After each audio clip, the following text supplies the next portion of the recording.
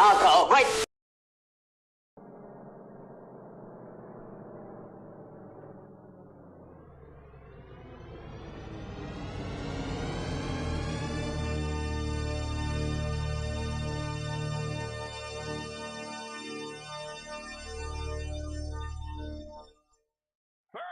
And the foul, he does it again.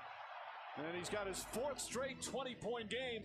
Beal inside the lane, threw it behind him. Here comes Barrett. One man to beat, it's Beal. Barrett inside, he's fouled and one. R.J. Barrett with a chance for a three-point play. Burks finds Randall. Randall in the corner.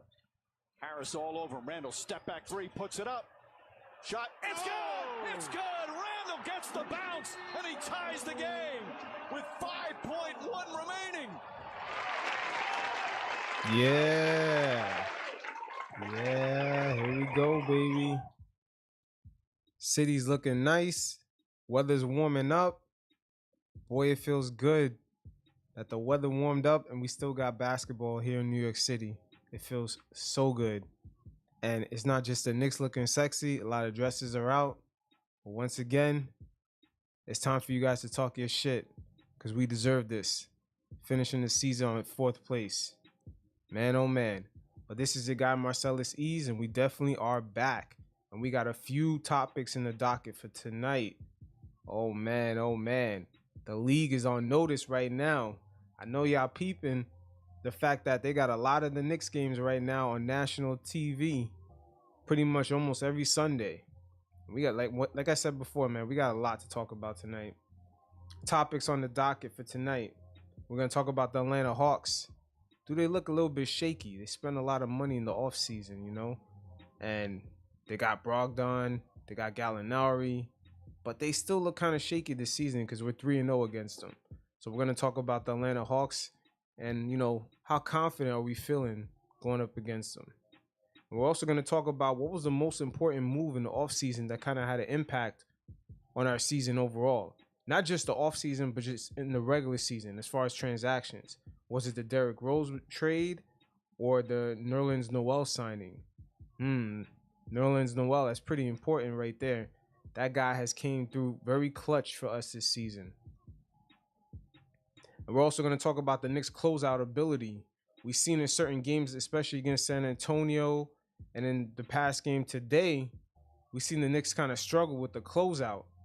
And remember earlier in the season against Miami, when we played them pretty much back-to-back, we once again had a lot of struggles on kind of finding our identity, especially on the offensive end during crunch time. We even seen it play out against the Lakers. They were able to kind of steal the game away from us. And then finally, the fourth topic we're going to talk about is has the Knicks this season, and once again, I told you guys we're going to talk our shit tonight, have the Knicks actually put other players throughout the league, especially future free agent, on notice. So definitely got a few topics to talk about tonight. New York is no longer sweet to play here, man. Other teams ain't going to come here and styling on us. But definitely the numbers in the description below. You guys definitely check out the link. Hit me up. Let me know what's on your mind. A lot of thoughts on the mind, man. Let's speak, though.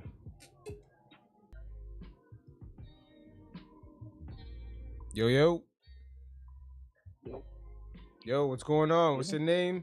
And where you from? I'm David. I'm from Jersey. Just wanted to, hop in. Oh, definitely, man. Yo, David, man. David from Jersey. Wait, where exactly you from in Jersey? No, I'm in Bayonne, but I'm from New York. I was born and raised, but I moved out here, All right, bet. It sounds good, man. It's all good. Definitely, man. I know today is basically kind of like our D-Day, man, because, man, I'm just gonna let you just do your thing, man. Talk your shit, man. How you feeling today? Yeah, it's I kind of I can't believe it at the same time because we've known we've been in the playoffs for a while now, maybe a week, but I still couldn't believe that we clinched a 4th seed. When I was optimistic when midway through the season, I was thinking play-in, oh, maybe we can get a 7th seed, maybe that's our limit. Mm-hmm. But yo, from the way they like hit that winning streak and then recovering from that Suns game and then going to the West Coast and still taking half those games. And, you know, we almost had the Lakers, so it could have been 4 out of 6. Oh, yeah, for sure. 3 straight. Yeah, and then 3 straight. The last 3 straight. It's just been like, even though the games were close, they closed them out. And that's all you can ask. Yeah, man. I mean, definitely. I mean, my bad, but definitely, man. I'm thinking we were serious ever since, like, you know, we just seen Randall just doing what he was doing early in the season, but it started lasting a long time. I mean, all of a sudden we hitting like early February, kind of hitting March, and Randall's still dropping almost triple doubles every night. You know, high 20s. You know, almost 7 assists a game. You know, getting 13 rebounds, and it's just like we kind of started expecting that night in, night out, and it's like, yo, this. And then, you know, once we started hitting that 9-game winning streak, that once we went on that stretch, it was like, okay, this is looking like this could be like a permanent situation where we're going to be looking good the rest of the way. Yeah, exactly. To me, I thought Randall, he was playing a lot of minutes. I thought maybe there would be like a drop off. Like, I believed in him. But at the same time, I'm kind of like, yo, man, we can't be a one-man show for this long. Mm-hmm. But he just kept grinding and like, yo, props to him because his cardio game all season has been like top tier. Yeah, it's been A1. Like, but you know, at the same time, you know what really helped out Randall was that D Rose trade. That D Rose trade was too clutch. Like, that's exactly what we needed. I feel like you know everything came together once we got D Rose. It was like you saw the team, and almost like we got someone that exactly fit in because he really fucking with the Knicks this time. There's a huge difference between, you know, you see like his facial expressions, his whole aura versus, you know, last time he was here. Yeah, I think he kind of had a soft taste in his mouth from his first experience. I think him and Kristaps didn't really have a good relationship first time around, but then he saw this team preseason. He saw Thibs building him into something maybe familiar, and he was like, "Nah, I see this. Let me hop on. I can teach these guys how to really, really do these things." And, you know, maybe like the first or second week, I could tell a difference because the second unit with him, night and day. Him and Quickly, like they have like they can play together. Like, imagine if they had a full year together, yo. And more practice time. Exactly. Like, I don't think this team practiced that much together, but having that squad, like the second unit, pretty much like, because the second unit was carrying most of our scoring through some of the streak, like even before Burks like had his little COVID issue. But having that second unit to pick up our first unit when our first unit sometimes was just like not that good, like it made the difference because like I couldn't see, like, you know, there's certain games where like Peyton was like playing like, you know, he was playing like a little 30 minutes, 25 minutes, like, yeah, doing his whole little classic PG shit where his defense was okay, but then, you know, on the offensive side, it's like he was trying to set guys up, but he really ended up taking some awkward ass, like, kind of, I don't want to say layups, just contested, just shots at the rim. It's weird with that guy. He's been like that since he's been in Orlando. Yeah, your teams they're not guarding him outside of 16 feet, and he can make an occasional shot, but like basically his man will go play free safety. Like, it's crazy. Like, we can't play 4-on-5. Yeah. So wait, let me ask you this. My bad. Let me ask you this though. How do you? Because you spoke about D Rose earlier. Do you feel like our season was made with the trade that, you know, when we got him, or do you feel like what saved the season was getting Nerlens Noel, man, and you know, just right before the season started, we signed him. You know, because with Mitchell Robinson being out, this guy kind of saved us, man. We can't front because Mitchell was out twice. Like, remember, he got hurt in the beginning, and then, you know, he came back for a little bit, but then he quickly got hurt again. And Nerlens Noel, low key, he's kind of been the main starter the whole season. Yeah, I think it's a combination of both. Because to be honest, like Noel, even in this game, he big blocks, steals, big defensive plays all over the place. And Rose, like, he knows, like, even with the first minute, that game in LA, like, I think we should have won that game. But Rose played his heart out. Like, I can't say we make it, like, this far without Rose. Oh yeah, like, I agree. Maybe Randall would have taken us on his back and dragged us into, like, the play-in. Maybe maximum, like, 6. Like, I could see Randall doing that, but, like, getting the 4th, we can't get that without Rose. And, like, shout out to Rose, shout out to Burks, shout out to Noel. They've probably been the most important players that were added besides Quickly. But Quickly is a draft guy, so I can't really. Yeah. And also, I would have to give also Burks, man. Burks is just, this guy. I mean, didn't he get COVID, and all of a sudden he came back looking like he didn't miss a beat? Yeah. Burks probably he's the underrated 6th man of this team. Like, no, I can't even call him the 6th man because Rose got that. I'd say if Rose like rightfully started, Burks would be the 6th man of the team. Like, Yeah. The team has a lot of underrated players. I could throw Bullock out there too. Like, people they underrate these guys. They think of them as like kind of like journeymen. Not as good as they are. But they've shown it. Like, this season. Yeah, I mean, they made some big shots, both of them, Burks and Bullock. Especially Burks when remember that game against Philly when we went to overtime? I believe did we end up, I think we lost that game, but Burks was the one that got us into the overtime, and then he stepped up and was scoring all the points in the overtime. Exactly. We still haven't got that game on Philly. Like, I think Ben Simmons is like undefeated, like, against us. That kind of like puts a sour taste in my mouth. But yeah, but at the end of the day, in that overtime game when we played them, Ben Simmons was not a factor in that 4th quarter and in the overtime. Right. That's the problem with Ben Simmons. You can't really rely on him in crucial situations because he's just going to be a dud on one side of the floor, which is kind of the main part you need. You're going to need scoring, and you can't really look his way. Yeah, Ben is he's one of those guys where, like, he's just so physically imposing. Like, he'll get you, like, within 16 feet. Like, he's going to do a couple of dribbles, get into the spot, maybe hit you with that sweep hook, or, like, sneak his way inside. Like, you can't stop Ben from 18 feet and in. But, like, Ben on the outside, nobody's worried about him taking the 3-pointer. He normally doesn't take those shots. Yeah. But, like, that game, though, it just showed, like, we could run with them. We should have beat them at least once.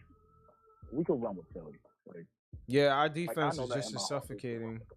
I mean, we don't have a major guard like Simmons, but our defense it's up there as far as teams that give other teams major issues. But speaking of just other teams, I mean, what are you thinking about the Atlanta Hawks? Us going up against them in the first round, we beat them 3-0 this regular season. We're kind of up on them with that. They kind of had like an up and down season where they're dealing with a lot of players with injuries and plus, with the COVID situation. But it seems like they're kind of coming around right now, especially that they had a coaching change in the middle of the season. Like, what are you thinking about the Hawks right now? Yeah, a lot of Knicks fans, like, we're confident we can beat them, and I like that confidence, but at the same time, I'm cautiously, like, you got to put that caution out there because when Nate McMillan arrived, they kind of flipped the switch, and that didn't happen by accident. So I think we could win, like, for the most part, but we can't sleep on them. Like, we know Capella is like a beast in the middle. We know, Trae Young's gonna do Trae Young, but they got little pieces here and there that can like cut us.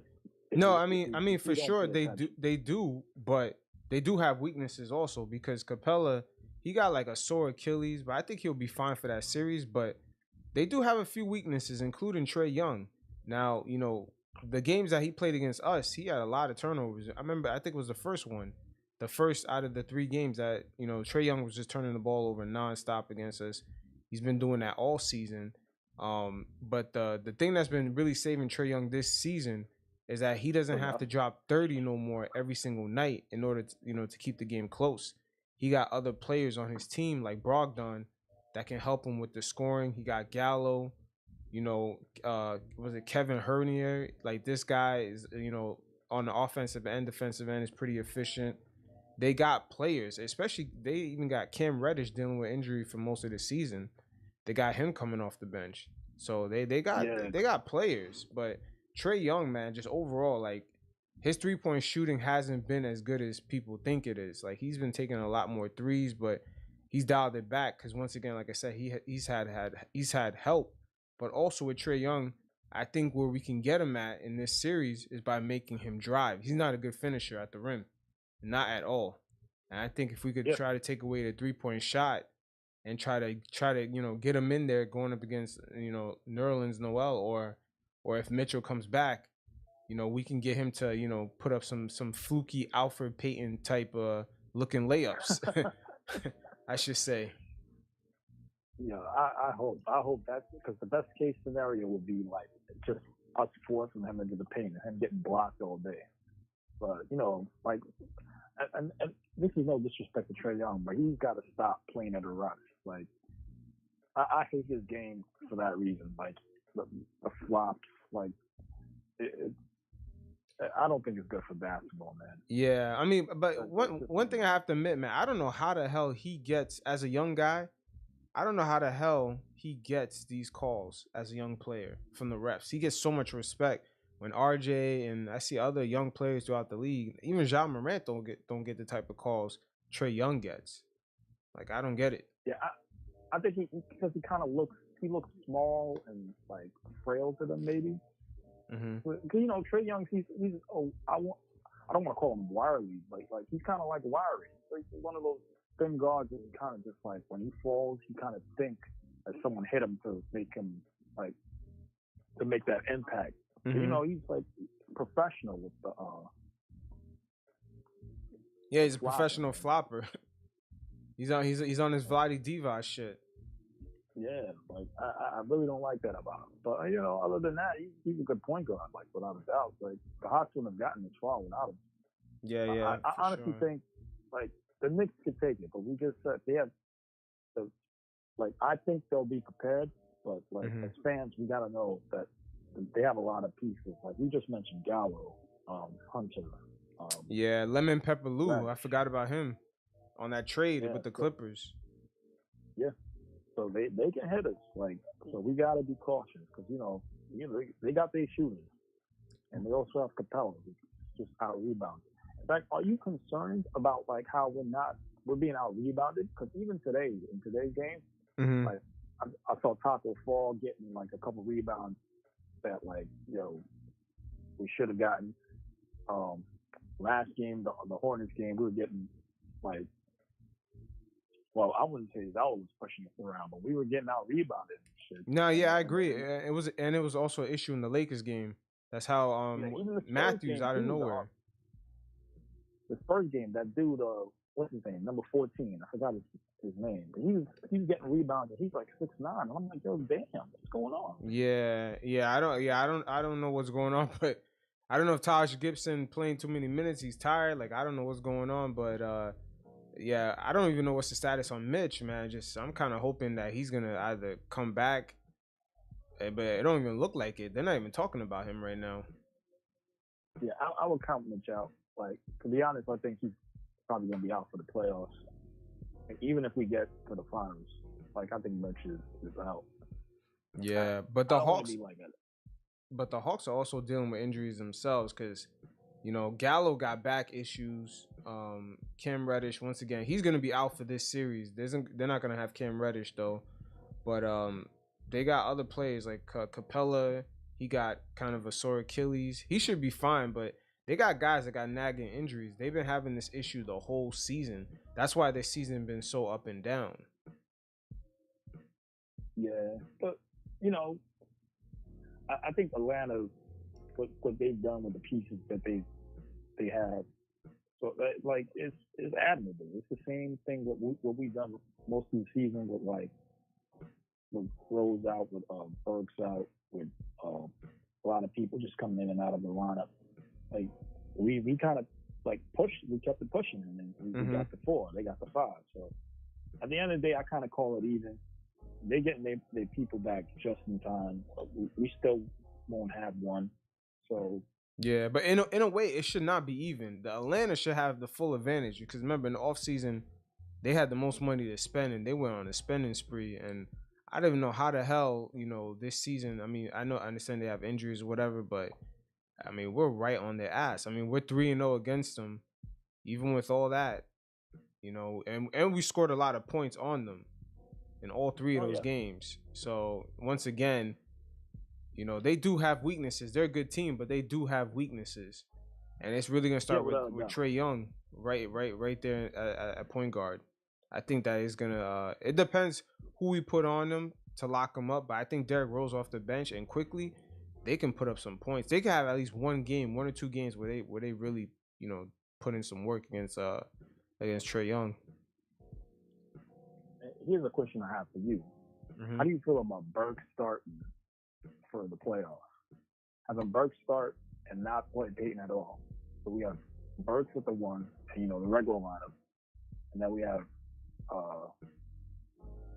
Rose, quickly, and what's his name? Maybe Keaton playing instead of have Burke start at the 1 at the starting lineup. Cause the thing is, the other day I had done a video on the classic point guard and the Alfred Payton issue with the Knicks. Man, I was saying how the league right now, they every team kind of still has a need for a classic point guard like Alfred Payton, a guy that's kind of more defensive minded and trying to set guys up. Because right now the league, a lot of plays right now throughout the league in every single position, including the center, their front-facing game is crazy. Everyone can cross over, everyone can dribble, everyone can step back and shoot a 3. I mean, we've seen this season a lot of guys getting crossed up, ended up on the floor. Used to never see stuff like that, but almost every 2 days, there's a guy falling on the floor getting crossed over. And I'm telling you, guys' front-facing game is so good right now. They're not even looking for a point guard to even set them up like that. So Alfred Payton, to me, he's kind of like the classic point guard. But like how in the NFL or in football, they got the fullback that comes in for a situational play, but they don't really use him like that. Besides, blocking. I feel like the point guard now is like the classic point guard is kind of like the new situational fullback, where it's like, just put him in there for like 10 to 15 minutes so another guy can rest, or he can help set up these guys off the bench, or maybe we have too many ISO guys. Let's put him in so he can control the pace. There's like a role for a player like Payton, but I think Burks will still have to come off the bench because we need more guys to like kind of have that spark to score and kind of have that attacking, mentality. Because off rip with the starters, you got RJ, you got Julius Randle. They're already on attack mode, and if you throw in another guy that's kind of on a similar, you don't want to kind of put all your eggs in the basket with the starters right off rip. You kind of want to mix and match it. I feel like, that's where Alfred Payton comes in, and in case guys get too comfortable doing too much ISO shit, at least Payton could somehow control the pace and begin to set guys up and kind of reset them. It's like, stop with all that ISO shit. Let's slow this down. Let's get into the groove. Let's get into the flow of the game. I feel like that's really Alfred Payton's role. It's weird, but I mean, if you look at most of the teams, they at least have one classic point guard on the team. Even if like the starters like Damian Lillard or Stephen Curry, these guys are not the traditional point guards, but they have at least one other guy on the team that kind of fills in. Even if it's for 10 minutes a game, he kind of comes in and fills in that role for a second while these guys catch a break, or he kind of, I don't know. It's just like it's a weird situation for a classic point guard in today's NBA. It's weird because once again, even with the way they're counting assists today, is crazy. Guys are passing the ball to another person, and he's taking like 3 more dribbles and making a move and taking a jump shot, and that counts as an assist. Like, it's weird. That's what I'm saying. Like, it's Alfred Payton's in a really weird situation because it's almost like he's kind of getting phased out. Yeah, but at the same time, like, he has to be an offensive threat. And one thing about this year's Peyton, I don't know what's wrong with him. Maybe he's hiding an injury, but it doesn't seem like he has that burst going to the basket. Like he's going up, and it doesn't seem like he has enough lift. So like he's getting rejected left and right. Like some of his layups are coming short. Like his shot sometimes it's just super flat. So I don't know. Maybe he's hiding an injury, or maybe he just lost like some athleticism somehow. I really don't know. Like this edition of Alfred is worse than last year's edition of Alfred. Like I don't even think like if we start him in the playoffs that people are going to pay attention to him at all outside like 4 feet. Nah, you might have a point there because his lift, yeah, you're right, is definitely off. I mean, he is an injury-prone player. He's still getting hurt, but you know he got a lot of guys coming for his minutes this season. There's a lot of guys. I mean, they had to get rid of Austin Rivers because there was just too many people. I honestly thought Austin Rivers was coming in to be his replacement. You know, things didn't work out with Austin, and you know, Peyton still kind of played. I think Peyton was playing for his next paycheck. Yeah, I agree. I was thinking the same thing just now. I'm like, he might be trying to look good for next year. Yeah, or look decent. He's playing himself out the league, to be honest. So that's when I see him, and I just don't. Like, I don't know what. Like, even him trying to get assists. Some of his passes are just like sloppy. Like some of them are so telegraphed that like his own teammates are looking at him like, "Yo, what are you doing?" Like, yeah. Maybe he's in his own head too. So that's kind of another. But you see, like a classic point guard like Alfred Payton. See, in the crunch time situations, you see how we kind of look stagnant. That's where, even though we have Randall and RJ Barrett on the floor, like, you know, like in the final few seconds of the Laker game, you saw how we kind of look funny. Like the spacing was off. Everybody was kind of like, yo, what do we do? And then RJ just chucked up some bullshit shot. And that was a really bad possession. That's where, like, as far as like, you know, the starters being, like, as far as them, you know, starting off the first quarter, that's where a guy like Alfred Payton, you could throw him in there and he would situate that as a classic point guard. He'll do what a classic point guard does, you know, kind of go according to the flow of the game, you know, kind of put in some like structure into the offense. Because right then and there, you seen it. Randall's not really that guy when it comes to crunch time, as far as like setting guys up fully running things like a point guard. You can't really rely on him because we've seen a couple of games this season where you just need like a point guard to make that first initial penetration.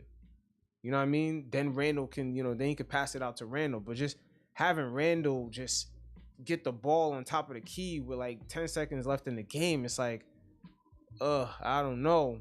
You know what I mean? It's almost like the Clippers kind of had that same issue last year when they went up against Denver. They got to a point where they had to rely on Paul George and Kawhi to actually start setting guys up. That's not their game.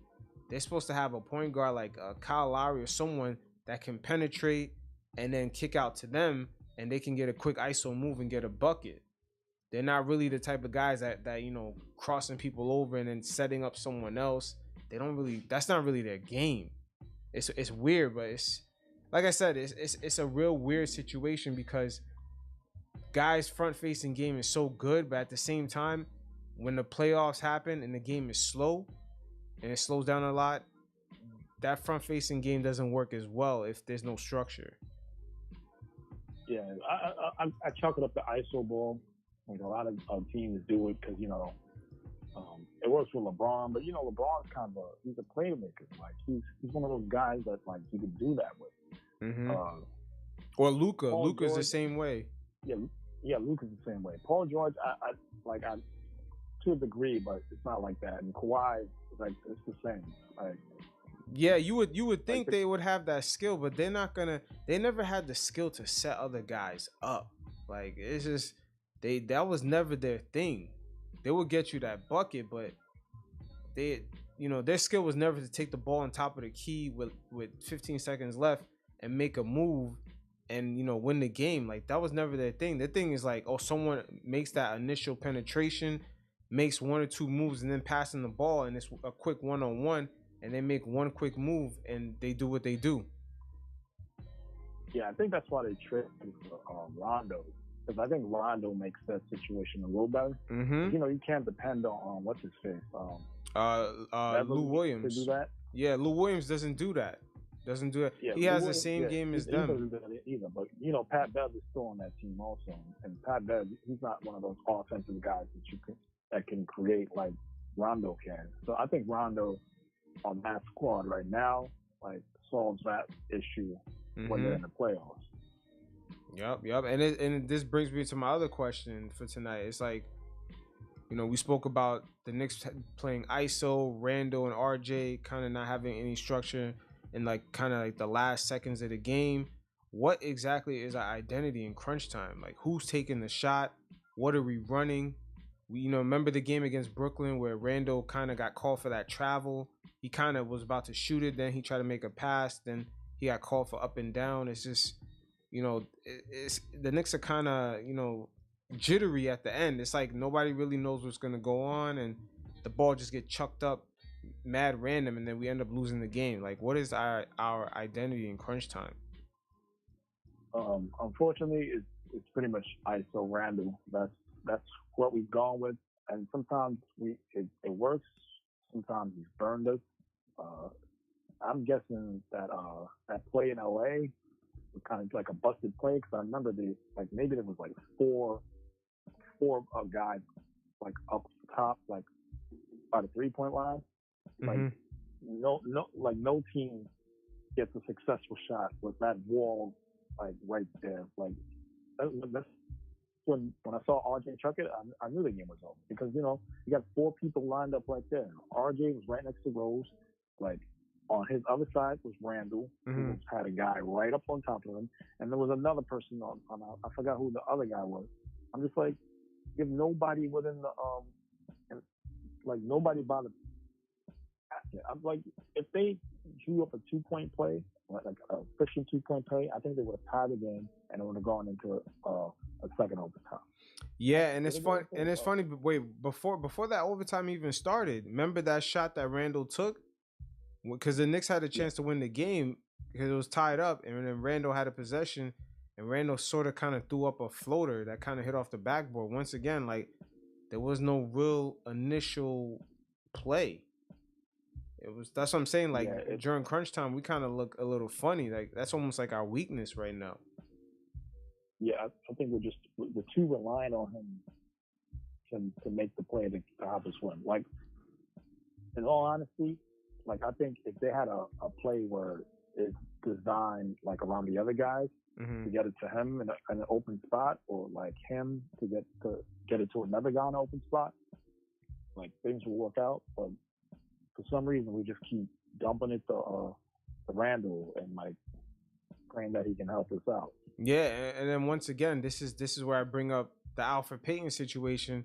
I'm not saying necessarily him, but the archetype of that classic point guard to sort of quarterback that last, you know, possession a bit, and just, you know, kind of at least do a halfback toss to someone else so they can make that, you know, initial play to get the bucket. But we need someone to at least make that toss to the running back. You know what I mean? To like kind of quarterback the situation, assess who's open, who's not. And I feel like we're relying too much on Randall to do it. And then sometimes I'm not sure the moment, if RJ is used to even the big moments like that where he's taking the big shots. I remember him say in an interview, he's still getting accustomed to the big moments. Especially, remember that game in Miami where he missed that kind of layup at the last second, we end up losing to Miami. That was a big moment. Like, he's saying he's still getting accustomed to that, you know, to the big moment plays. So this is why I'm asking this question. Like, well, you know, what's our identity in the crunch time? Like, our ability to close some of these games right now, it looks a little. That's my only concern, really, going up against the Atlanta Hawks, because I know it's going to be a lot of scoring, but there's going to be, you know, a lot of key moments where we got to make some big plays, especially on the offensive end. A lot of people are coming for RJ's head for missing like that layup and the Minnesota shot also. I'm pretty sure there was another shot I'm forgetting, but like, nah, there's no reason to come at us. I mean, they shouldn't really come at his head because this guy is really probably, he's in year 2, but year 1 he missed like the last at least month and a half or 2 months of year 1, and he was injured. Exactly. And it's like, for him to be doing what he's doing with no preseason, no summer league again, you know what I'm saying? Like to, at least test out what he refined in the offseason. Like, because whatever he worked on, he didn't really get a chance to test it out first. He's just quickly bringing it, into the main stage and seeing if it works. Like, this is limited practice time too. These guys are just like trying to figure it out on the court right before our eyes. Yeah, and same thing for Obi Toppin. Like, can you imagine Obi Toppin with how he's getting used to the league? Yeah, he looked like a deer in the headlights for like the first 40, 50 games. I don't blame him. I can't blame him. Yeah, the game like is fast in a college game, so you have to get adjusted to the speed. Mm-hmm. And now he knows where to be and like what to do. So yeah, and it's like summer. My bad, but to bring up summer league, that shit is really important. That shit is really important. Yep. Like, nobody likes watching it or whatever, but for the young guys, that shit is important. Yeah, they get accustomed to NBA speed. Like, you can come from any league. You can come from the top league in Europe. You can come from the top league in Australia. You can come from straight out of college. You think the NBA is the same game. Fundamentally, it's the same. Mm-hmm. The speed is different. Like, that's why some guys come in and they fail, because the speed is different. Yep. Like, and most of the people in the NBA, they're the all-stars of all-stars. Like, they've been the man in college and high school. They can do whatever. But, some of them turn into very limited players because, it's all off the athleticism. Yeah. What's your strong suit? Oh, you can hit threes? All right, boom, you're 3-and-D. Like, you're center? All right, your shot's inconsistent from outside 18? Oh, no, you're a rimmer.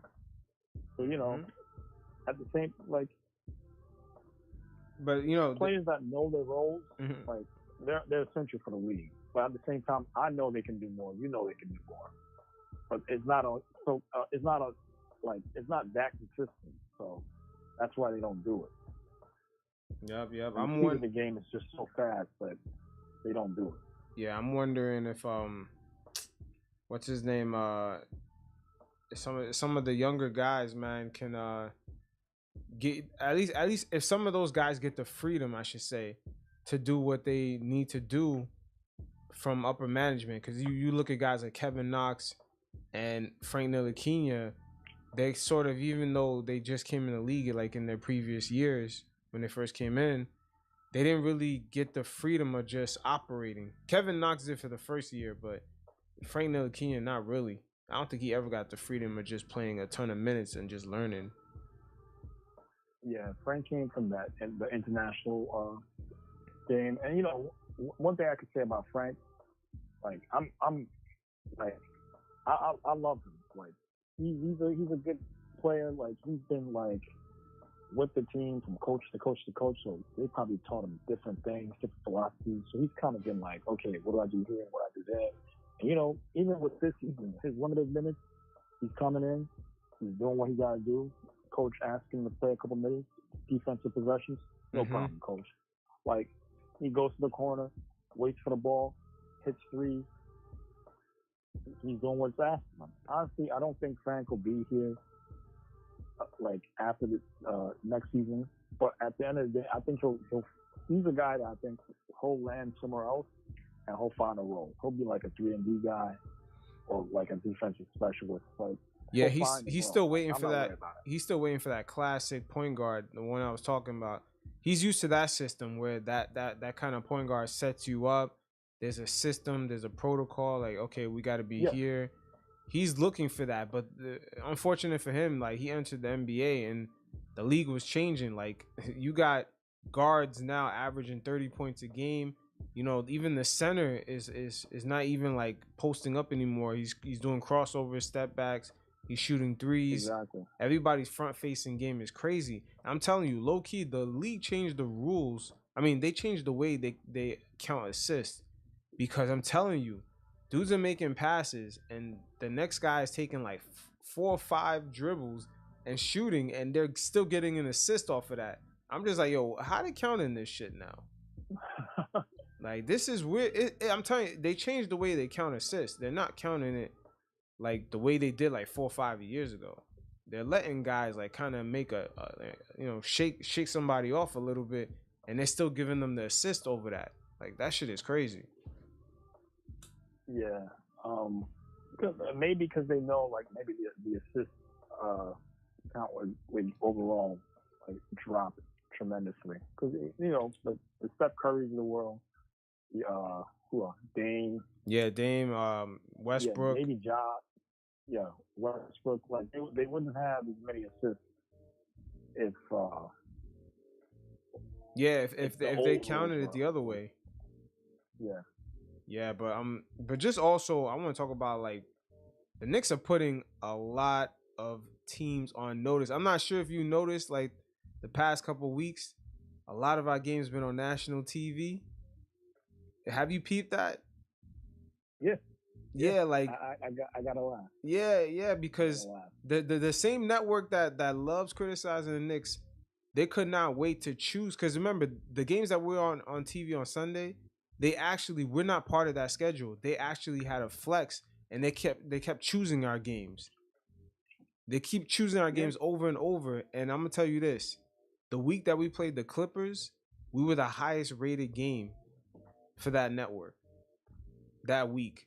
And they had some marquee games that week. They had Warriors Pelicans, so that's Zion and Stephen Curry.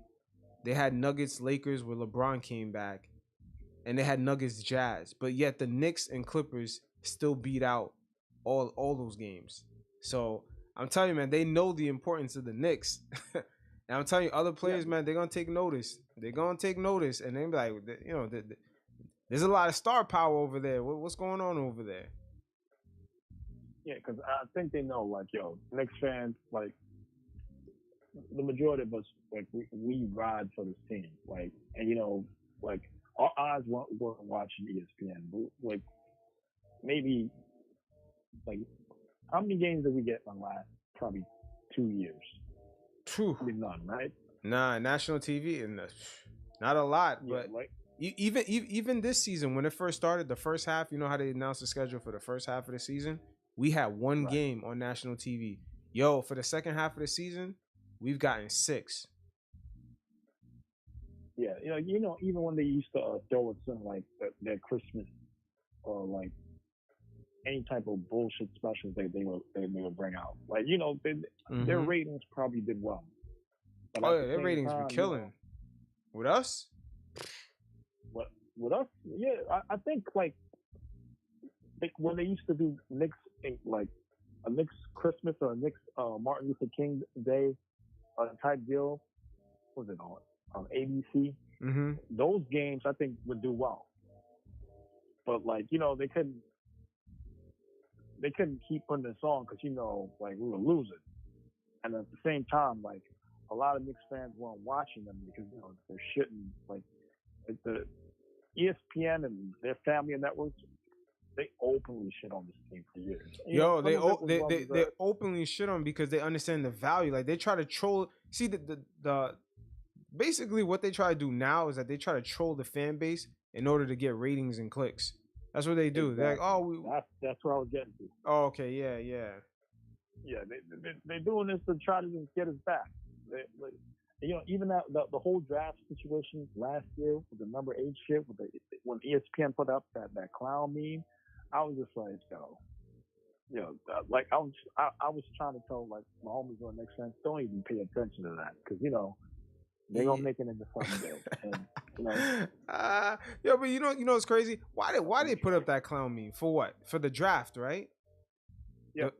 Now, how the hell they focus on us being, the 7th pick in the draft? Was it the 7th pick? Yeah, I think it was, right? I think it was the 8th. Yeah, the 8th.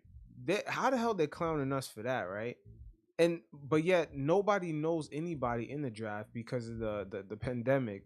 Everybody doing Zoom practices. Nobody really know nothing. There's been no college basketball, and at the same time, nobody asks, why does the Minnesota Timberwolves have all these former first round overall picks on the team, and why are they picking first? Yeah. Nobody ever asked that question. Like, why do they keep picking first? Why do they keep being in this position? But yet we're the clowns. We've never gotten a first round, like a first overall pick ever. Like in years, RJ has been like the highest pick we've ever had in years. But yet we get clowned. Yeah. That don't even make any sense. That's just funny to me. It's something out of our control, and we got clown for it. That was like, you know, yeah. I don't want ESPN just for that. Like, you know, especially in games like these. Like today, I think we were on ESPN, but like there was an MSG feed. Oh yeah, MSG. thank God for that. I can't watch on that way because they talk about the Knicks from a past tense perspective.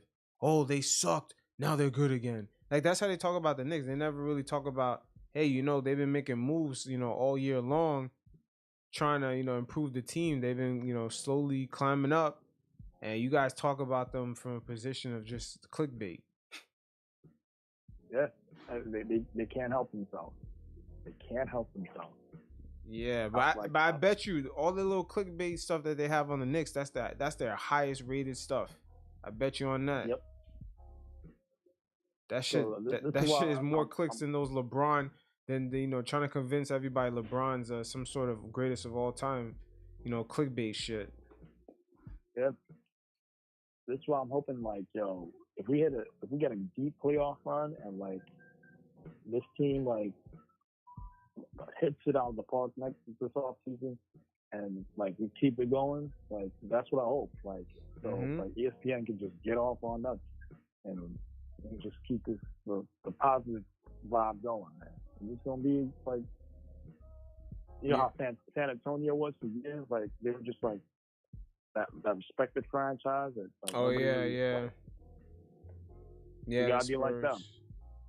Yeah, definitely. And Leon Rose and all of them, they're quiet behind the scenes, man. They're not making too much noise.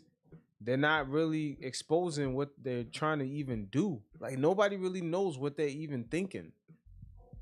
Like who they're looking out, who they're looking after. Like I'm telling you right now, due to the fact that this team finished fourth, and there's a lot of potential, and people see like, hey, you know, the energy. A lot of players that are trying to like probably gonna request a trade, plan on doing, you know, all types of fuckery to get out their teams. You know, some of them are looking at the Knicks as a destination. Yeah, I want to like. There's some people that I would be like, yo, bring him in. But there's certain people like, and I'm gonna bring this up. Cat, like, I love Karl Anthony Towns as a player, but like on this squad, I don't see him like offensively. He'd be great, but I don't see him as like, because he's not the defensive anchor we would need on this team. Like defensively, we would go back to being like maybe like 18 to 20 if he's on this squad. Yeah, and we would have what we have to give up for him, probably like 4 first rounders. Like, I mean, but that'd be for nothing because Minnesota been getting first round picks forever and they stay fucking up.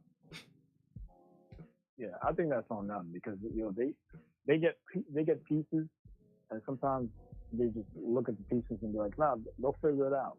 Like, yeah, exactly. Like coach, they'll figure it out. Like, it doesn't work that way. Like, you gotta have a scheme. You gotta have like. And you know, this is why I give so much props to Thibs. He looked at the roster and he was like, all right, this is what I'm going to do with them. Told them all what the defense was, and the people that really didn't mesh with the team, they took a seat. Like, he could have forced Rivers on the floor. Yeah, he could have. And it's interesting you just said that. Like, people would have took a back seat if they didn't really go with the plan. And that's pretty much at the trade deadline. They were saying that they didn't really pull a lot of triggers to get other players because they were afraid that they weren't going to fit in with the culture. Apparently, the Knicks got a culture of just grinding. There's a culture of guys going into the gym on their days off and just grinding. And I love it. Yeah, they were saying that players that don't fit in will get exposed real quick on this team. Yeah.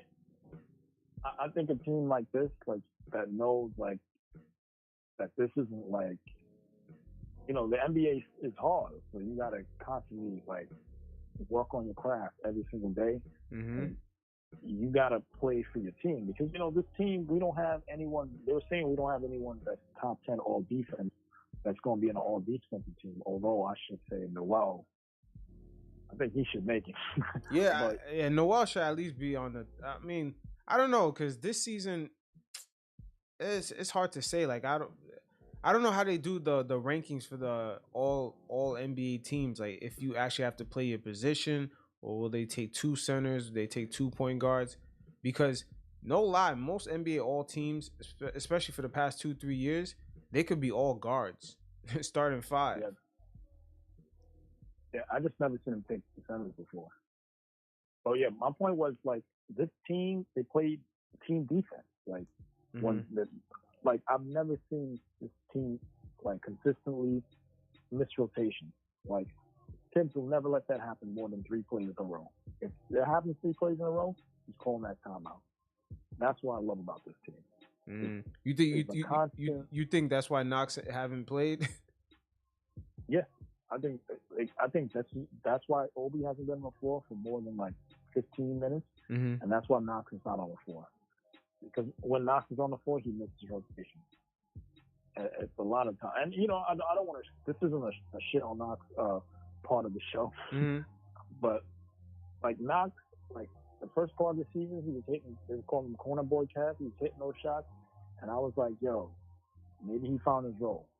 But at the same time, on defense, I saw him like he was a turnstile sometimes, and he was a ball watcher sometimes. Thibs isn't gonna let that fly.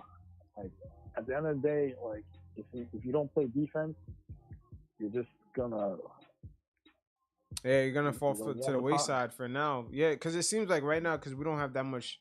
I mean, I want to say we don't have that much talent. We're not as talented as other teams because we're in the beginning of a rebuild.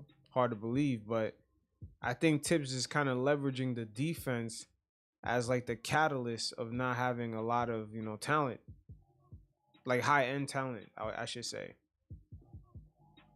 Yeah, I think so too. Because for the most part, like when I saw this roster, like at the beginning of the season, like max I thought was maybe like 25, 30 wins. Like you don't see that improvement from RJ that fast. You don't see freaking Randall playing like an MVP. You don't see Burks playing out of his mind. You don't see quickly launching bombs like he's done this year. You don't see that. Like I didn't even see Rose coming back and becoming like our savior. Sometimes. Yeah, like, there's all these things happen. And that's what makes this season so special. All these things happen. And Thibs is killing. Yeah. It's like I said, it's a great feeling to actually be here because, like, having like knowing people, the fans of other teams, and being a butt of big jokes for years, and just finally like being able to say like, yeah, my team's in the playoffs. It's not even that. Don't just say we in the playoffs. The Knicks finished 4th in the Eastern Conference in the beginning of a rebuild. Yeah, that shit is crazy. We got to keep it going, man. It can't stop. It can't stop. We got to keep it going. We got to climb the ladder and get to that championship. And you know what? I'm gonna be selfish. There's one thing I want from this team because we've had flashes in the pans for years. Like I want this to be the start of a sustained winning. I've seen like the Spurs, and I kind of want to copy them. I've seen the Spurs rip off like 3 championships, like gone to the playoffs for like almost every year for like 20 years. And for the most part, they've had people come in and people go out, but they kept the machine going. Like we got to do that, man. Like, yeah. We've had so many teams where we like. You got to credit Tim Duncan though. You got to credit Tim Duncan. He's probably the greatest power forward of all time. Yeah, credit Tim Duncan, credit Popovich's teams, but at the same time, they knew who to bring in and like who to let go, and they kept it going. Yeah, that's the thing because they have a culture. They actually have a culture. Like if guys don't. San Antonio has like, of course, we all see sometimes it's like a joke. Like you go there, you become like a robot. But they do have a culture over there. It's kind of like, I don't want to say militaristic, but it's sort of like that. As far as like, everyone fly under a flag. No one has a personality. It's like, Right. everything is under like that Spurs shield. Right. But they weren't like trying to sign like major free agents, and they just knew that like the pieces they had made them title contenders. So like maybe we have a piece with Randall, maybe we don't. We're not sure. But right now, I just think that like if we keep building, and we don't focus on the outside unless there's a major opportunity, like we can get there. Oh, there's gonna be a major opportunity because best believe there's a lot of players right now. They want to leave some of their teams. Like because there's a few players that are in losing situations. Now you could even look at Zach LaVine in Chicago. It seems like no matter what they do, they're still a losing team. I'm glad you mentioned that because I want to pay close attention to them because Chicago can go one of two ways. Because I think they're going to make a major play for Lonzo this offseason. Wait, Lonzo Ball? They're trying to win. Yeah, Lonzo Ball. I think they're going to trade for Lonzo and try to make it work with Lonzo, LaVine, and Vujacic. They want to keep LaVine on the team. LaVine's only got 1 year left. If they don't get Lonzo, then it might be curtains. That's crazy. Wait, hold up. That's crazy. Lonzo Ball with LaVine. So they got LaVine as a 2 guard? Yeah, they'll play LaVine at the 2. But hold on. But this is my problem with Lonzo. He falls under that classic. I mean, his defense got to be really good, man, because he falls under that classic point guard issue. Like, had he played in the league, like in the early 2000s, he'll be, doing his thing. But for what he does, man, they only need a guard like that to play on the floor for like 10, 15 minutes.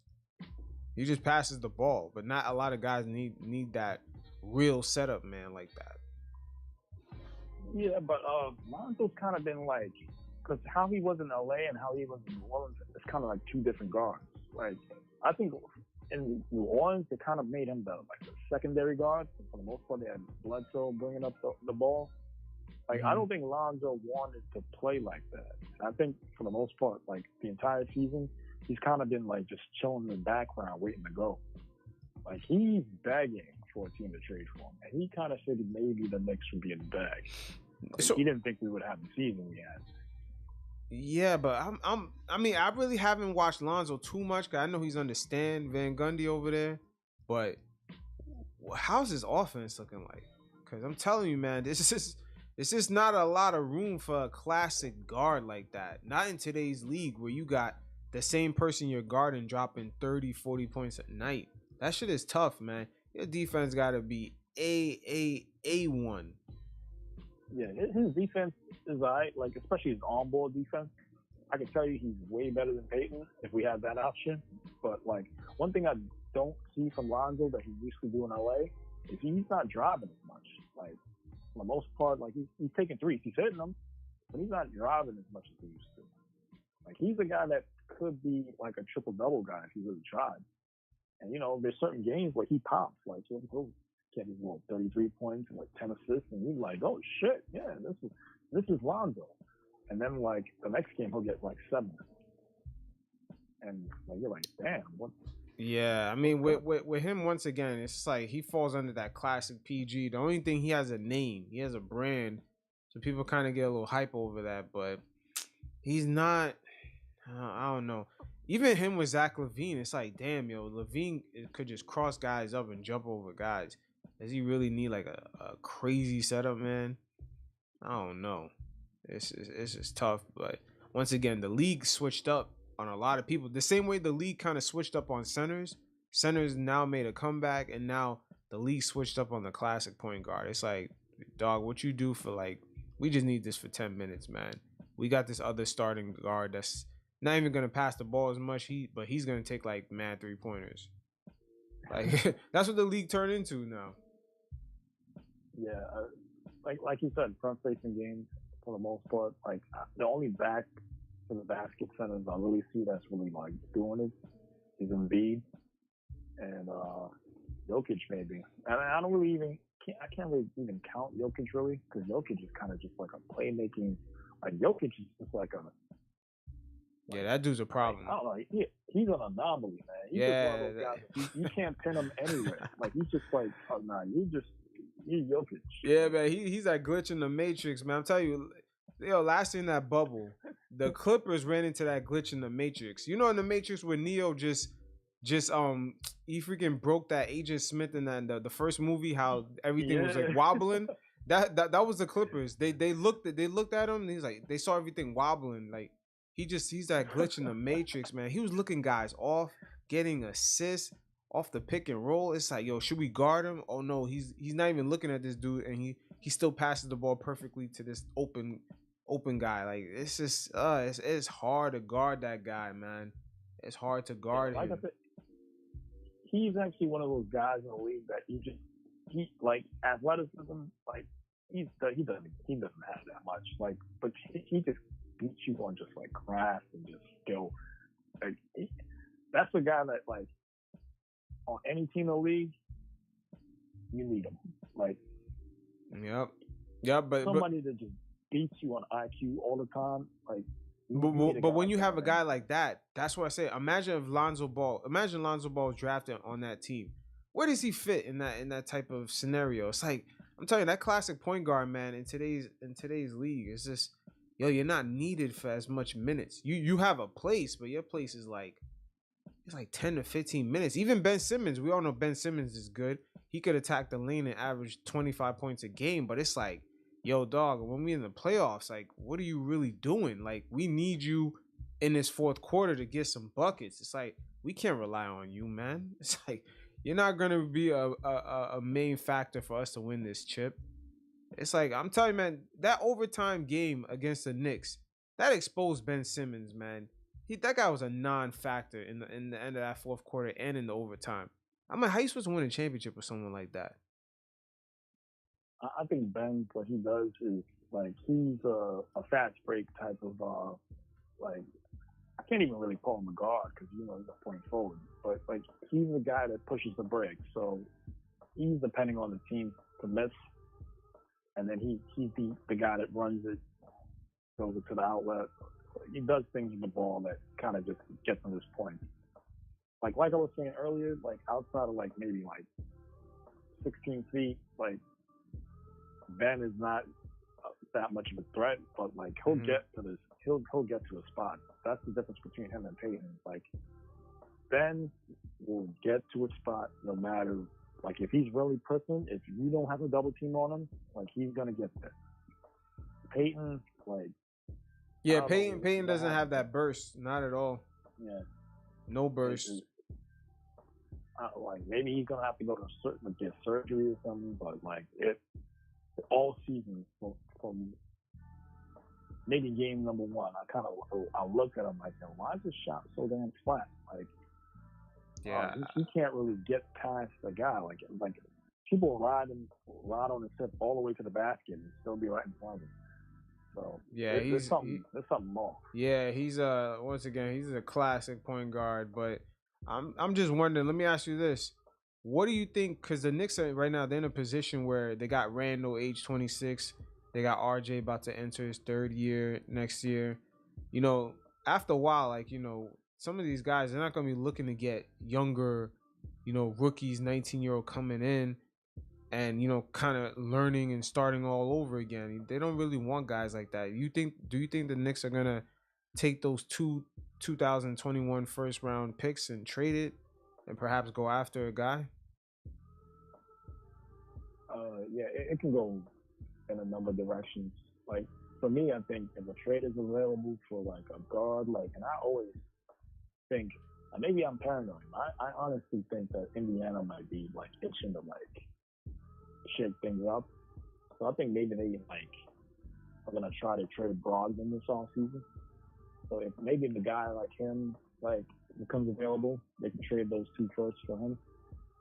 Brogdon's another guy. Like I don't know. Like he's another guy. He's good, very efficient, but he's falling into that. The league is just kind of outdating what he really does. They don't really need it as much. How is he supposed to keep up with what's his name, Jamal Murray or Damian Lillard or Westbrook dropping like 30, 40 in that position? Like, that shit is crazy.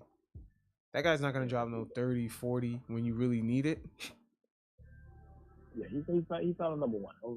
I don't think he can be that. But I mean, forget being a number one. It's just like the people at your position, they're just doing everything right now, and it's like it's hard. It's hard to just say like these point guards now are just a guy that's supposed to set you up, get like 3 steals a game, maybe a block, and get like 8 assists. It's hard to quantify those players, man. To play those guys 40 minutes, this shit is it's difficult.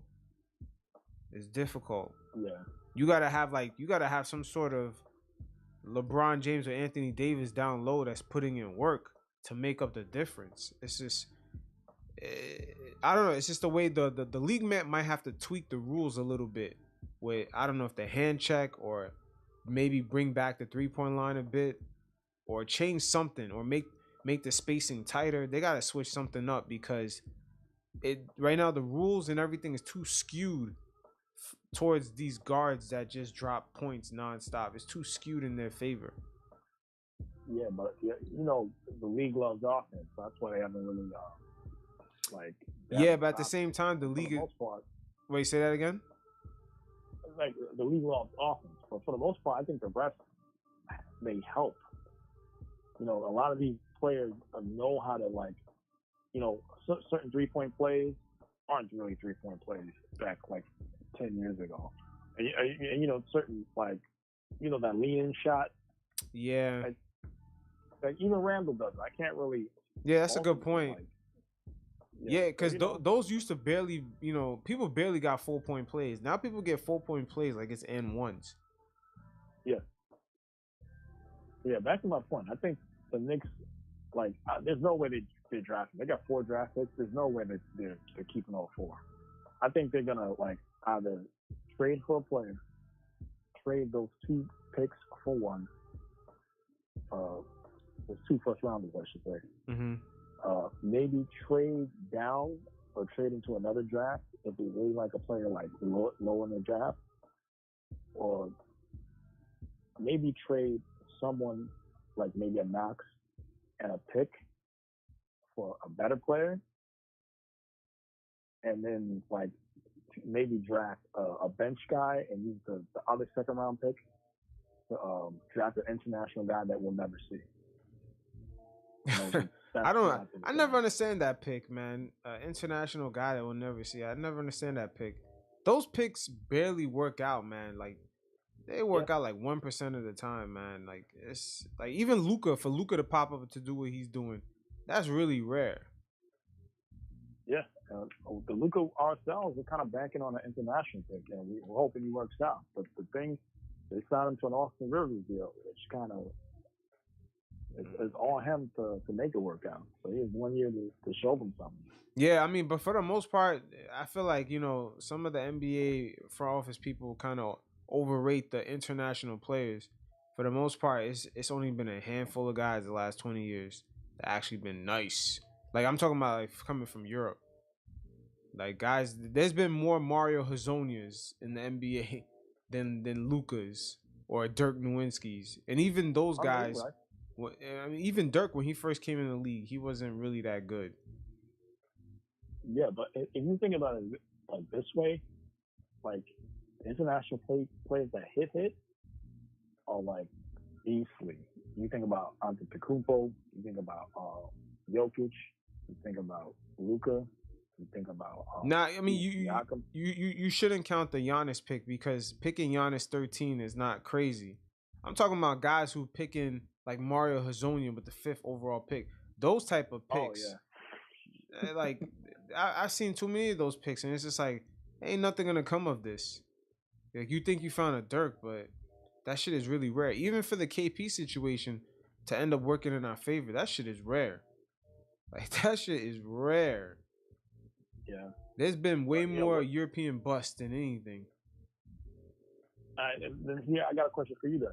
What do you think about Josh Giddey? Have you heard of him? Nah, Josh Giddey, no. Where is that out of the college circuit? Yeah, he's a point guard in Australia. Right now, he's just averaging triple doubles out of his mind. Like, he's one of those dudes that you see and you think, man, this guy has no athleticism, but somehow he gets to his spots. Like, he sets guys up, he scores. He's made some of the craziest passes I've ever seen, like, straight up. And I think he's going top 10. I mean, if his fundamentals are set, he could go because that's Luka. Luka is not fast. Luka doesn't really cross you up or do anything like that. But Luka fundamentals is on point. His footwork is insane. He's just getting guys caught. Like when I saw him made a lot of the moves against Kawhi and Paul George last year with the Clippers and Dallas series, Paul George and Kawhi is beast defenders, man. For him to he kind of was walking on them. I was like, what the hell? Like, this guy is serious. He's going to be nice. Like, that's the first time I really thought I bought into the Luka hype. I was kind of annoyed about it, but then when I saw that Clippers series, I was like, nah, man, this guy, he's going to do damage. Oh, yeah, once he gets used to the league, he's going to do damage. Yep. I honestly think, Luka, like, he was special because, he's that young and, his shot was good. Like, he didn't really have that many weaknesses, that many things that he had to correct. So, like, of course you're going to take him top 5.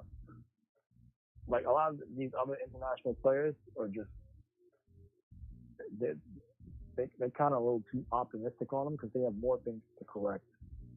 And they have to adjust to a new league. Some of them have to adjust to a new language. A new philosophy of basketball. Yeah. They have to adjust to all this shit at once.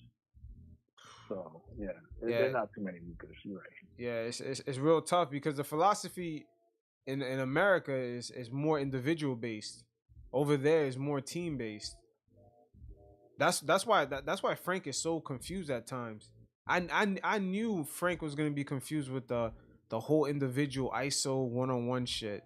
I was like, man, Frank is looking for a system. Like if he played under Popovich, he probably would thrive. But he can't play that individual system shit that we do here. Because Utah kind of has a system. They have the little, they do need a point guard too. Now that I think about it, but yeah, I think if he played in a Pops or like I don't even know who the coach of Utah is. Denver, I think has Nah, he couldn't play under Denver. They kind of like a free flowing offense. He got to play like in a system. Like I would say, Pop. I don't even know who really plays basketball like that anymore besides the Spurs. Who else is like that? That really have us? Oh yeah, you know who has a system that plays modern? The Warriors. They have a system, and they play modern. But I don't think Frank shoots good enough to even be over there. Yeah, Frank's not getting on the floor over there. Yeah, you got to shoot better than that. That's what I'm saying. Like Frank got to be part of like a real system where, like you know who make a good coach for Frank? Stan Van Gundy. He would make a good coach for Frank. Yeah, because he likes the defense. I don't think he's gonna be there that long. I think he's gonna get fired. Nah, it's not because he's not a good coach. It's just not the right fit. That's not the right fit. You're right. Like when they hired Stan Van Gundy, I was like, why did they hire this guy? Yeah, well, I was like, why did they hire him, man? It's not the right fit. I was like, a bunch of young guys, they want to play modern, man. And they don't want Van. They want to run. Yeah, and they want Van Gundy yelling at them for every little thing, like a school teacher, man. What's up with that guy? Yeah, I don't know why they hired. Maybe they wanted to improve their defense, but at the same time, like the way the roster's built, and I think Dayton Griffin, he should know better. The way the roster's built, he should have hired a more, like you said, a modern coach. Yeah, he should have hired a younger guy. For sure, he should have hired a younger guy, man. Cause I was like, man, Stan stuck in his ways, man. You could tell Zion, man. Zion pissed. Zion ain't feeling that.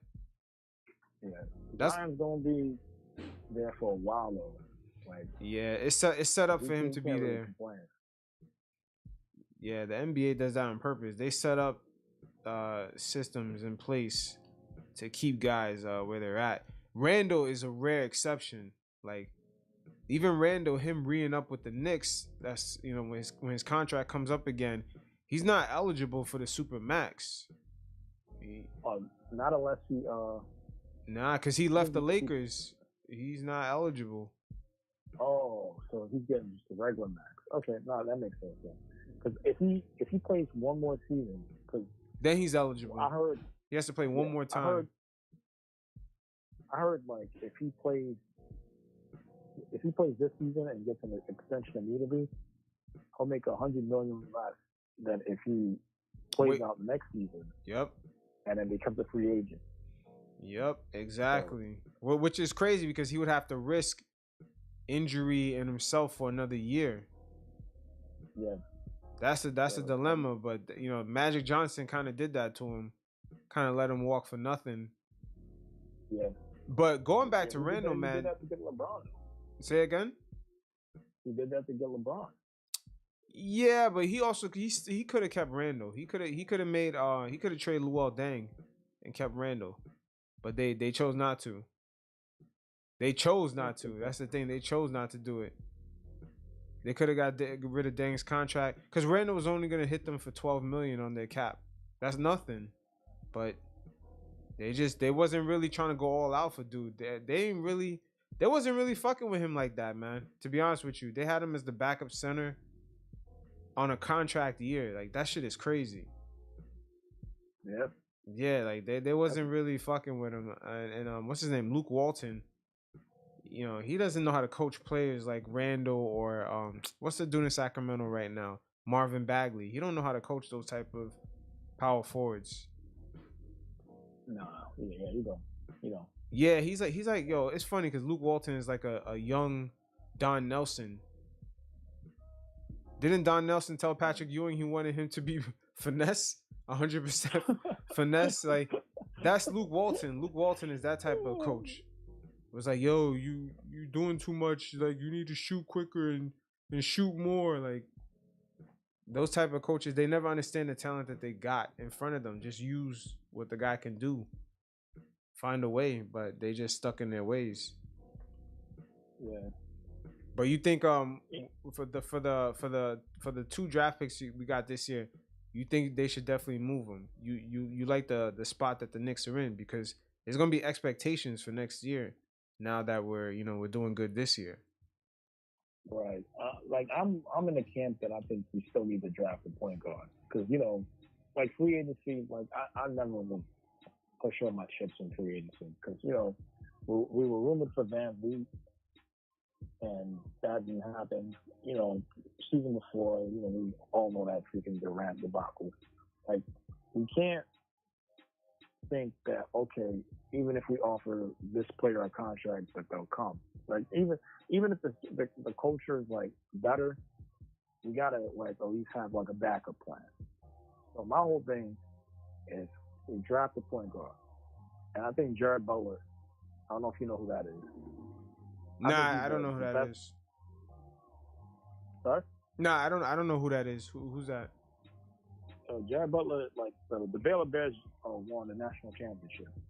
There are 2 guards on that roster that are going to get drafted like really high. Davion Mitchell is probably the perfect fit for this for the Knicks defense, the Knicks identity. But he's going to go top 10 maybe.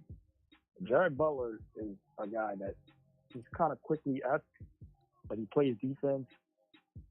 He can drive, like he can drive left, drive right, finish left, finish right. Has a bunch of potential if he's like if he's tutored by Rose, I think he'll exceed his potential. Like I think he'll be a great backup point guard at least. That's his floor. So I think if we take him and then we try to sign whoever to be our guard, like our temporary, like number 1 guard for like maybe if we can get Lowry in here for like a year or 2. Yeah, that would be nice. Like I feel like that should be a priority to get some sort of guard like him. Like not necessarily him. It doesn't have to be him, but yo, we definitely that guard position has been a hole in the Knicks forever, and it's just like a trickle down effect. And we don't draft them. And I think I've said this somewhere else. Like, we don't draft point guards and we don't draft 3-and-D guys. And we've needed these pieces for the Knicks for a long, long time. Like, we lucked in we signed Bullock. We lucked in the Burks. Yeah, that was lucky. I was surprised Philly didn't re-sign him because there were key points. Like peep this, Ben Simmons is so up and down with scoring that there were key points last year where Burks was like their scoring guy. Exactly. So like, I think we gotta just like draft a guy, even if we have to sit him on a bench for a couple years and he learns behind somebody. Like, I think that's fine. Like, and for the most part, we don't know, and God forbid, we don't know if Rose will get injured next year. Like, if we resign him, we don't even know if Rose will be back next year. Rose might just jump on the next team and he might jump on a team with better odds and just be like, yeah. Really, you think so? Like, I don't know. Like, to be honest, like, I like Rose. I think he's like the perfect fit for this team, but I don't know his mindset. Like, maybe he'll jump on a team with better odds to trying to get that championship that he's wanted. Damn. I wouldn't blame him. I mean, who knows? I mean, yeah, maybe you're right, but I mean, Rose looked comfortable, man. Rose looked like he about to grab a pillow and sleep in the garden, man. He looked like he loved it here. but I just want to guard against you don't want to be left with egg on your face. That's pretty much my whole thing. I don't want us to think that we already have Rose if he doesn't put pen to paper. All we really have next year as far as guards go, we have Luka, Mendoza, and we have Quickly if we want to play him at the point guard position. But honestly, I don't think we're going to play him at the point guard position. You don't think we're going to play who at the point guard position? Quickly. I don't think we're going to play him at the point guard. Nah, he doesn't. He kind of has that same. He has that point guard handoff game where it's he's not really penetrating. He's sort of going off a screen, just giving a handoff. But he's not that really. He's not that setup guy. He's like a. Yeah. He's like a. I don't want to say combo guard. He probably is. He's like one of these smaller combo guards. Exactly. But you can use him. But you got to know how to use him. Yeah. One thing he doesn't do that other guards do is sometimes he'll have his head down and he'll miss a guy that's open. He doesn't keep his head up. He's got to keep his head up and survey the floor. Sometimes he's just too, and he's how do I sit this guy up in front of me so I can get my shot off? Whoa. Yeah. Then this is kind of the dilemma with that. With the, it's like two positions with guards that the Knicks always find themselves in, but they can never fix. Like the classic point guard in today's era, and also the combo guard, the combo sort of too small to play shooting guard, but doesn't really have the point guard skills to play point guard. They kind of find themselves in these positions. I mean, you could look at Quickly, you could look at Dennis Smith Jr. Dennis Smith Jr. had that same issue, except he didn't shoot as good. No. He didn't shoot as good, and he didn't really pass as good either. I feel for Dennis Smith though, because he's kind of highly heralded. He went to a school that was kind of wrong for him. He gets drafted by Dallas and he kind of thinks this is gonna be my spot. They draft Luka, and then he gets thrown over here. So he's kind of just trying to he played maybe sort of decent for maybe the first month and some change he was here. And then after that, it kind of seemed like he forgot how to play basketball. So I'm kind of just nah, you know what it is with him? I feel like with Dennis Smith Jr., the athleticism is probably what got him to the league. He's getting exposed. His fundamentals is off. Yeah. His fundamentals is off. That's where Luka steps in. Luka's the opposite of that. It's like, man, this guy's not really blowing past anybody, but his footwork is getting him past people. It's really his footwork. Where is he landing? How is he? Man, when I saw him do that step on Kawhi and Paul George, and they were yanking the ball out of him, and he still got the step on them, I'm like, God damn, this Luka guy gonna be an issue. Yeah. And, you know, a lot of these guys, and, you know, you can't really blame a lot of the European guys for having, like, craft and skill, but that's one of the things that's kind of missing from American ball, because for the most part, like, we're all, like you were saying, like, a lot of people are in love with the crossovers and it's more individual based. Yeah, individual, but they're not like European guys that are just like, all right, I'm gonna have all that plus such and such and such. So Yep. And then just going back to the Atlanta Hawks matchup, do we have home court advantage or they do? No, we do. That's the whole fourth seed. We got it. Yeah, that matchup is going to be very interesting because I'm telling you, with the Hawks, that team is deep, but they've been mad inconsistent in a way. But I feel like right now they're coming together as far as players playing on the court, but they're like 6-4 in their last 10 games. I can never understand that team. I'm just like, they look like they're on point, but then they're really not on point. They don't do it consistently. Yeah, and that's one of the things I hope we exploit. Like, for the most part, like, if we can, like, force trade inside the arc, if we can, like, disrupt their little three-point game and make sure that, like, they're uncomfortable all series, you know, we got it. But like I said, like most of us like think it's in the bag, but I'm not going to sleep on this team because I know the weapons. Nah, no way you could think that, because I think RJ. Thank God RJ got a taste of a little bit of the playoff intensity, the way AD and the Lakers was treating the Knicks at the end of that game, because that's kind of a wake up call. I feel like RJ, at least he's gonna walk into these playoffs experiencing championship intensity from the last year's champions, the Lakers, because it's a whole different experience in the playoffs. Yeah. I like knowing RJ. He's probably like watching tape right now as we speak. Oh hell yeah, they definitely are. I mean, I know Thibs is a workaholic, man. Yeah, you got a video guy on deck, like watching the last like 20 games, like the Atlanta Hawks. Yep. Matter of fact, the Knicks had guys scouting the Bucks, and either the Bucks, the Hawks, and another team, whoever they could potentially played.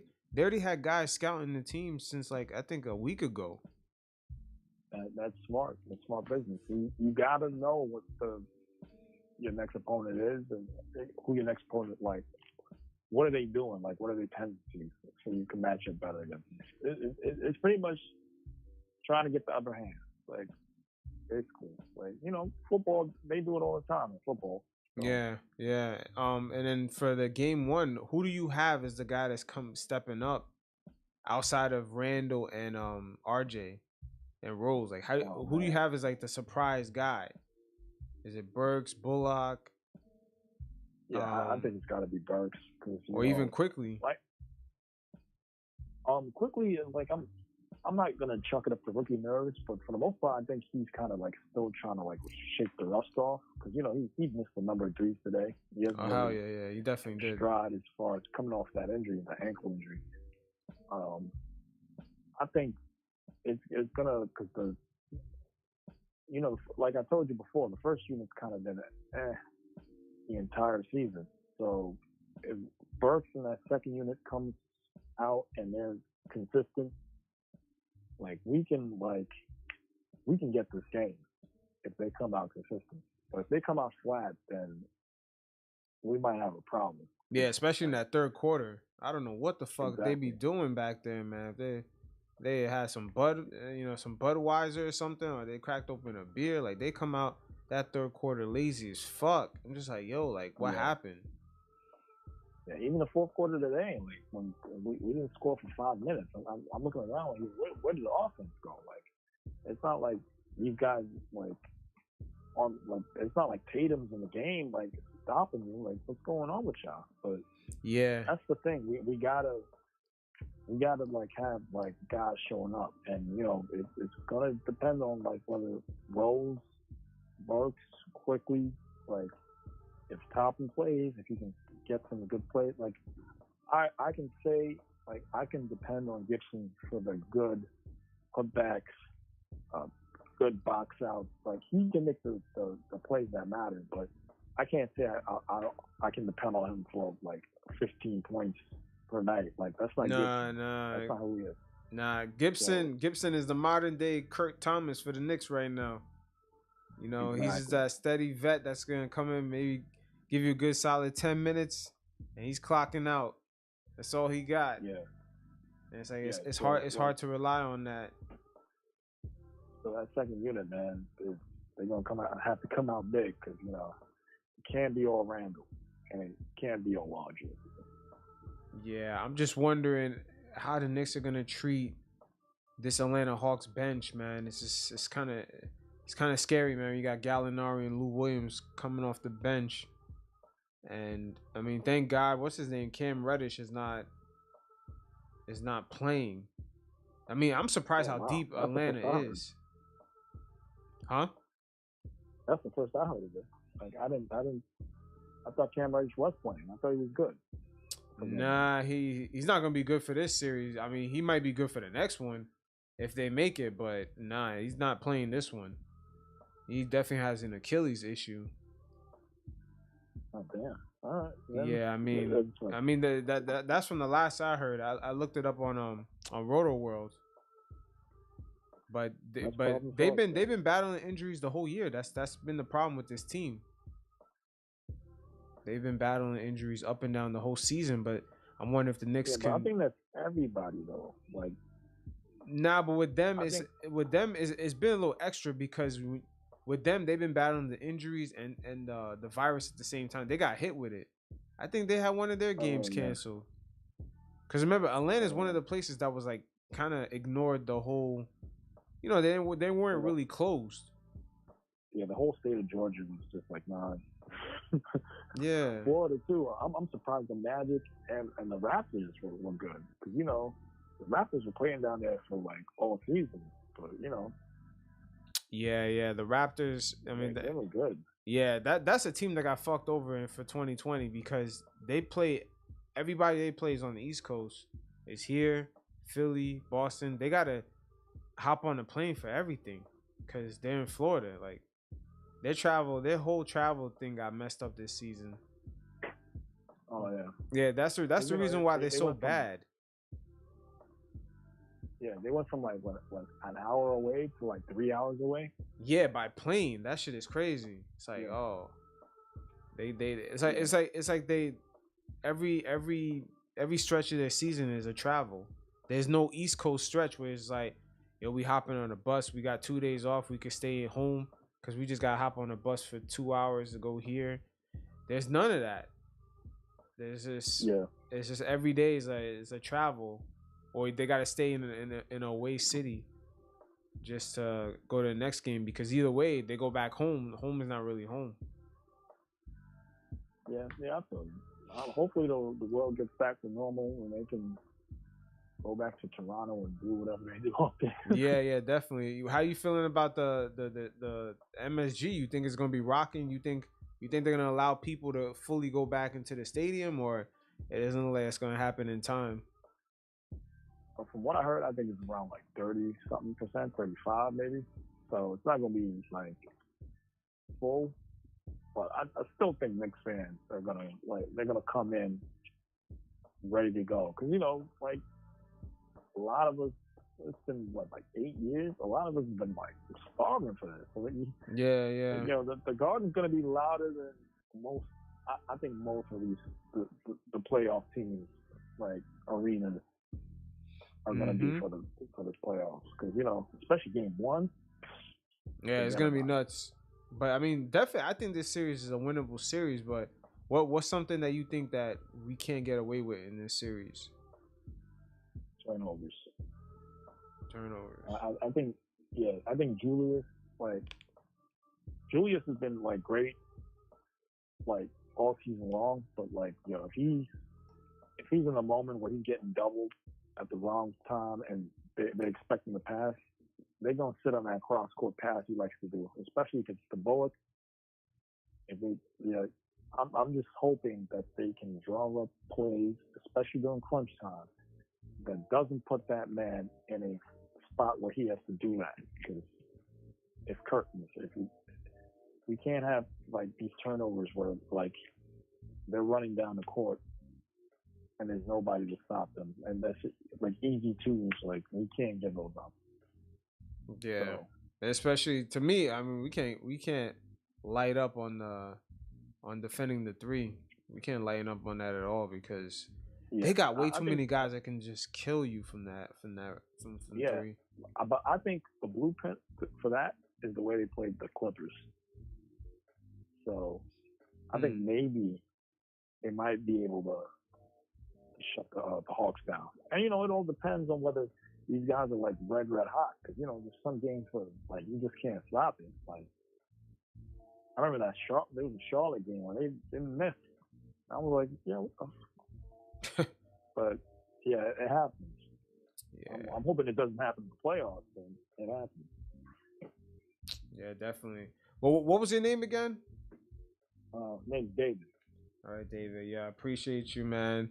Definitely. Hopefully, game one goes smooth. And it's definitely been a good convo, man.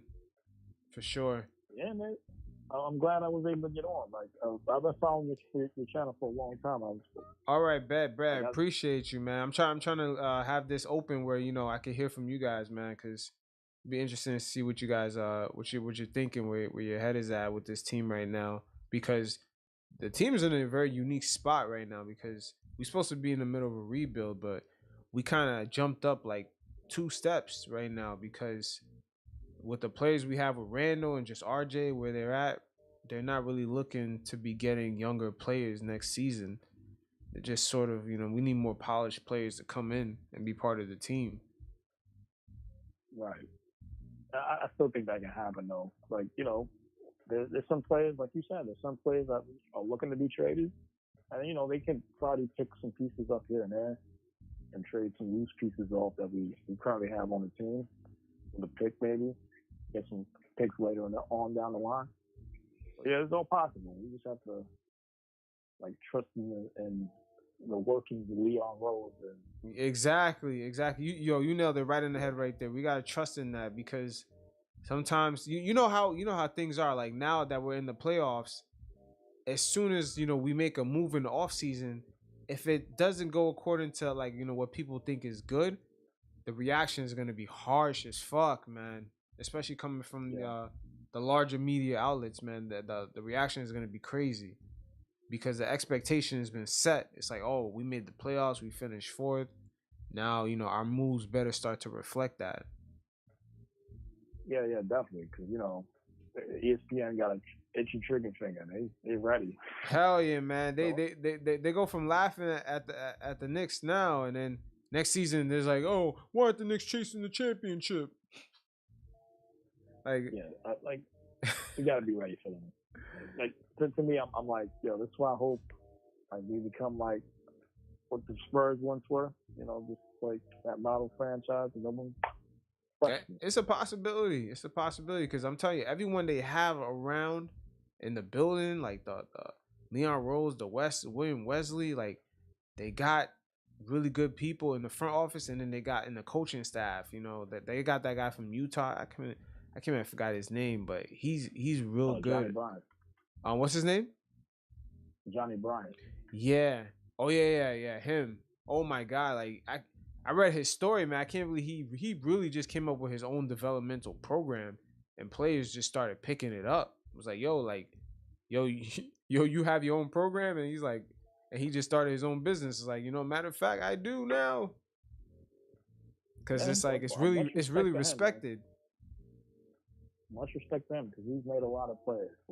And a lot of people like even like when he was coaching in Utah, a lot of players looked up to him. Burks, I think that's maybe the reason why he signed here. And like he can get he's a guy that's a name that can. I don't think he ever coached in Utah. I think what it was is that he was running his program so well, people assumed he worked for the Jazz for a minute, and then they gave him a job. It was like, yo, just bring the program here. You might as well, because everybody goes off site and go see you. So you might as well just work here. Like, I don't think I think for a minute he was running his own thing. He didn't really have no affiliation with the NBA besides the players finding out about his program and just signing up with him like on some separate one-on-one session. Yeah, props to him though. He grinded and now he's rewarded. It's real well respected. Say again? I'm happy to have him on the staff. Oh hell yeah. That was a really good addition right there.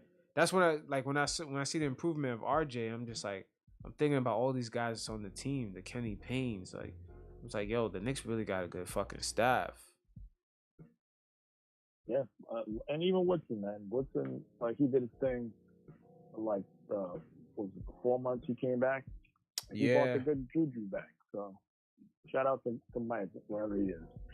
Yeah, and that's a good sign that other, I guess, colleges or other entities are just looking at the Knicks and kind of picking off some of their staff members, because they're like, yo, they got some good shit cooking up over there. Who are these people that's working over here?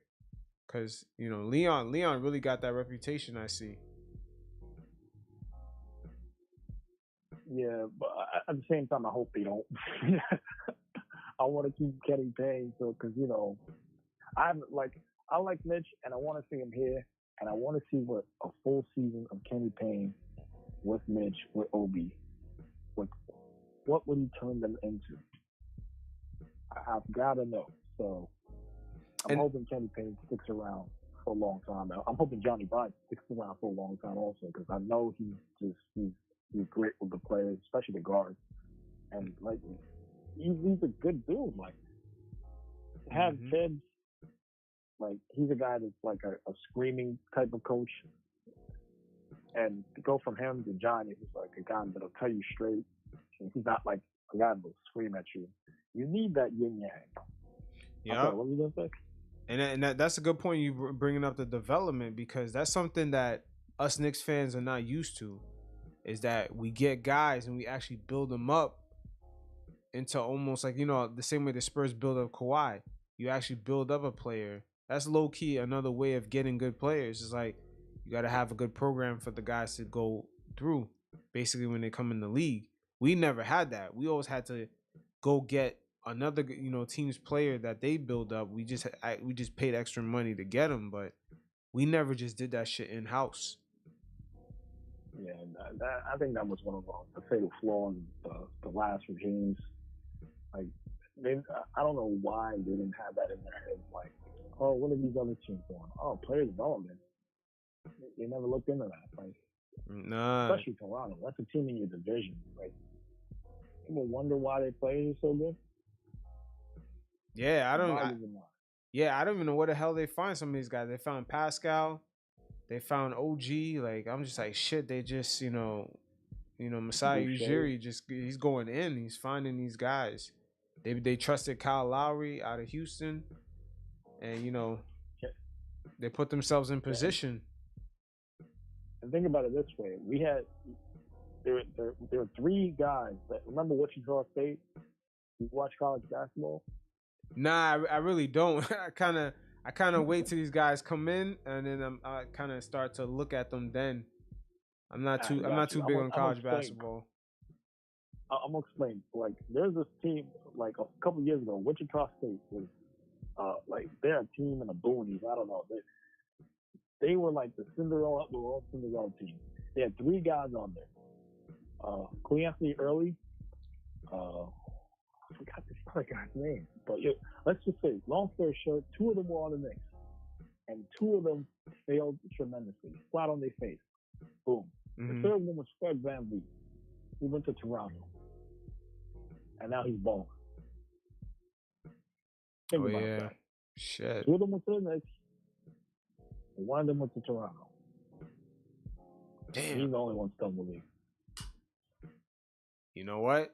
I'm hoping that's our future right there. It's like we turn into that franchise that takes that developmental card and turn it into something. Turn it into something real, because that's not an accident right there. Yeah, and like even the teams like Utah, like they rarely get a pick in the top like 15, and like for the most part, they'll grab like a person here, a person there, like, and they still put out a winner. Like that's not like that's not accidental. That's development. That's scouting. That's one of the reasons we call they're I don't know whether he was a scout or an assistant GM. That's the reason we brought him over, because he's able to pick things up. Like he's doing it in the later part of the draft. So that's what we. Yeah, definitely. Once again, that developmental part is just something that particularly the larger market teams feel like they never needed, but you still got to use that. You got to use every resource now, especially in this informational age. Because you're gonna find gems in a lot of different places due to the fact that information is traveling so fast. Like you said, look at Fred VanVleet, how he went to Toronto, and look what he became. Because if he went to the Knicks in a certain era, I don't think he could have became what he eventually became. Yeah, you're absolutely right. Because for the most part, they would have thrown him to the wolves. Yeah, he would have not been ready for that. Yeah, exactly. But with the right people around him, you get a different outcome. It's the same thing with Derrick Rose in the second go around with the Knicks. I mean, you just see having the right people around, from the coaching to the the management side, you get a different outcome. It just makes me look back at that Phil Jackson era and just like kind of question a lot of things. It's just like, damn, Phil, like you kind of had your mind set on something. Did you ever make any adjustments, or were you just waiting for everyone to adjust to you? Yeah, and and this is why I wanted Steve Mills gone back then, because Steve Mills was not a GM. He made him a GM, and Phil was president, but he's still kind of talking to Steve and giving him orders about like who to take. But Phil had I think he had his idea of what to make a team. He's trying to make his little triangle team, but the pieces you have in place, they're not triangle guys. Like, nah, not at all. None of them were. Yeah, and Rashawn Melo was a fatal flaw. Like, Melo, he could work in a triangle, but he's not a triangle guy. Like, nah. Melo spent more time trying to manipulate the triangle than learning it. That shit is the craziest part. I'm just like, Phil, man, try some other shit, man. Like, he's going out of his way to manipulate your shit. Yeah, the triangle's a half-court offense, and for the most part, Melo, he's a half-court guy, but he's ISO Melo. Yeah, that's his game. He's still doing that even in Portland, man. Yeah. He's still doing that even in Portland. I'm just like, God damn, like that's just his game. Yeah, you expect the ball to move like poetry? Not with Melo on the team. Not with prime Melo on the team, anyway. No. But what's funny? We forgot to talk about Collins, man, in Atlanta, because he was beefing with Trae Young in the beginning of the season. Damn, this team went through everything, huh? It's just like the coaching get fired. They went through, their assistant coach getting bumped and McMillan. And now, Trae Young and Collins was beefing. And now look at that, man. They're actually in sync right now. That shit is crazy. I don't really know what to expect from this matchup, because even though we went 3-0 against them, I don't really consider it the same team. Exactly. That's why I'm cautious. Like, for the most part, weird. I honestly think this team defensively, you can match up with anybody. But at the same time, they're not that same team. Like, Thibs was right when he said, yo, it's the playoffs. Throw that shit out the window. Like, that 3-0 shit, throw it out the window. Mm-hmm. He's right. They're a different squad. Like, you still got to treat them like, okay, yeah, this is different. This is not like when we played them last. So. Yeah, and once again, with this year, and here's another thing. Will all that scoring that happened in the regular season due to the empty arenas, is that going to continue onto the playoffs? And I'm not making references to the Knicks. I'm talking about every single team throughout the league, because this year has been like a record. It's been record scoring from almost every single team in the league, and it's like, is this really going to continue going into the playoffs? Because if it doesn't, we about to see a whole new game. Because these arenas ain't gonna be empty no more. Yeah, and this is why I want to pay attention to the Miami and Milwaukee series, because like Miami's gonna be like probably gonna be filled to capacity. Milwaukee, I'm not sure what Milwaukee's doing. I just want to see the contrast between those two stadiums and how both teams play. Mm-hmm. If they're shooting the lights out in freaking Milwaukee and there's nobody there, and then both teams are struggling for points in Miami, then you can say, oh shit, yeah, this empty stadium shit is like this is, it's real. Yeah, but yeah, because they've been actually talking about how it's been a record scoring season for certain teams, and the way that they're shooting as a whole team is record breaking, but they're a losing team at the same time. This shit is crazy. Like, this season has been a lot of unheard things. It's like, wow, like, some of these teams are really shooting the lights out, but their record is really bad.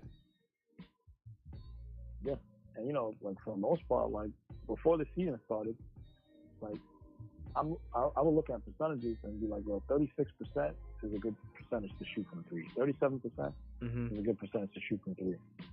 We got people at 40%. Like, yep. I think RJ finished at 40%. We have I think Julius shot over 40% this season.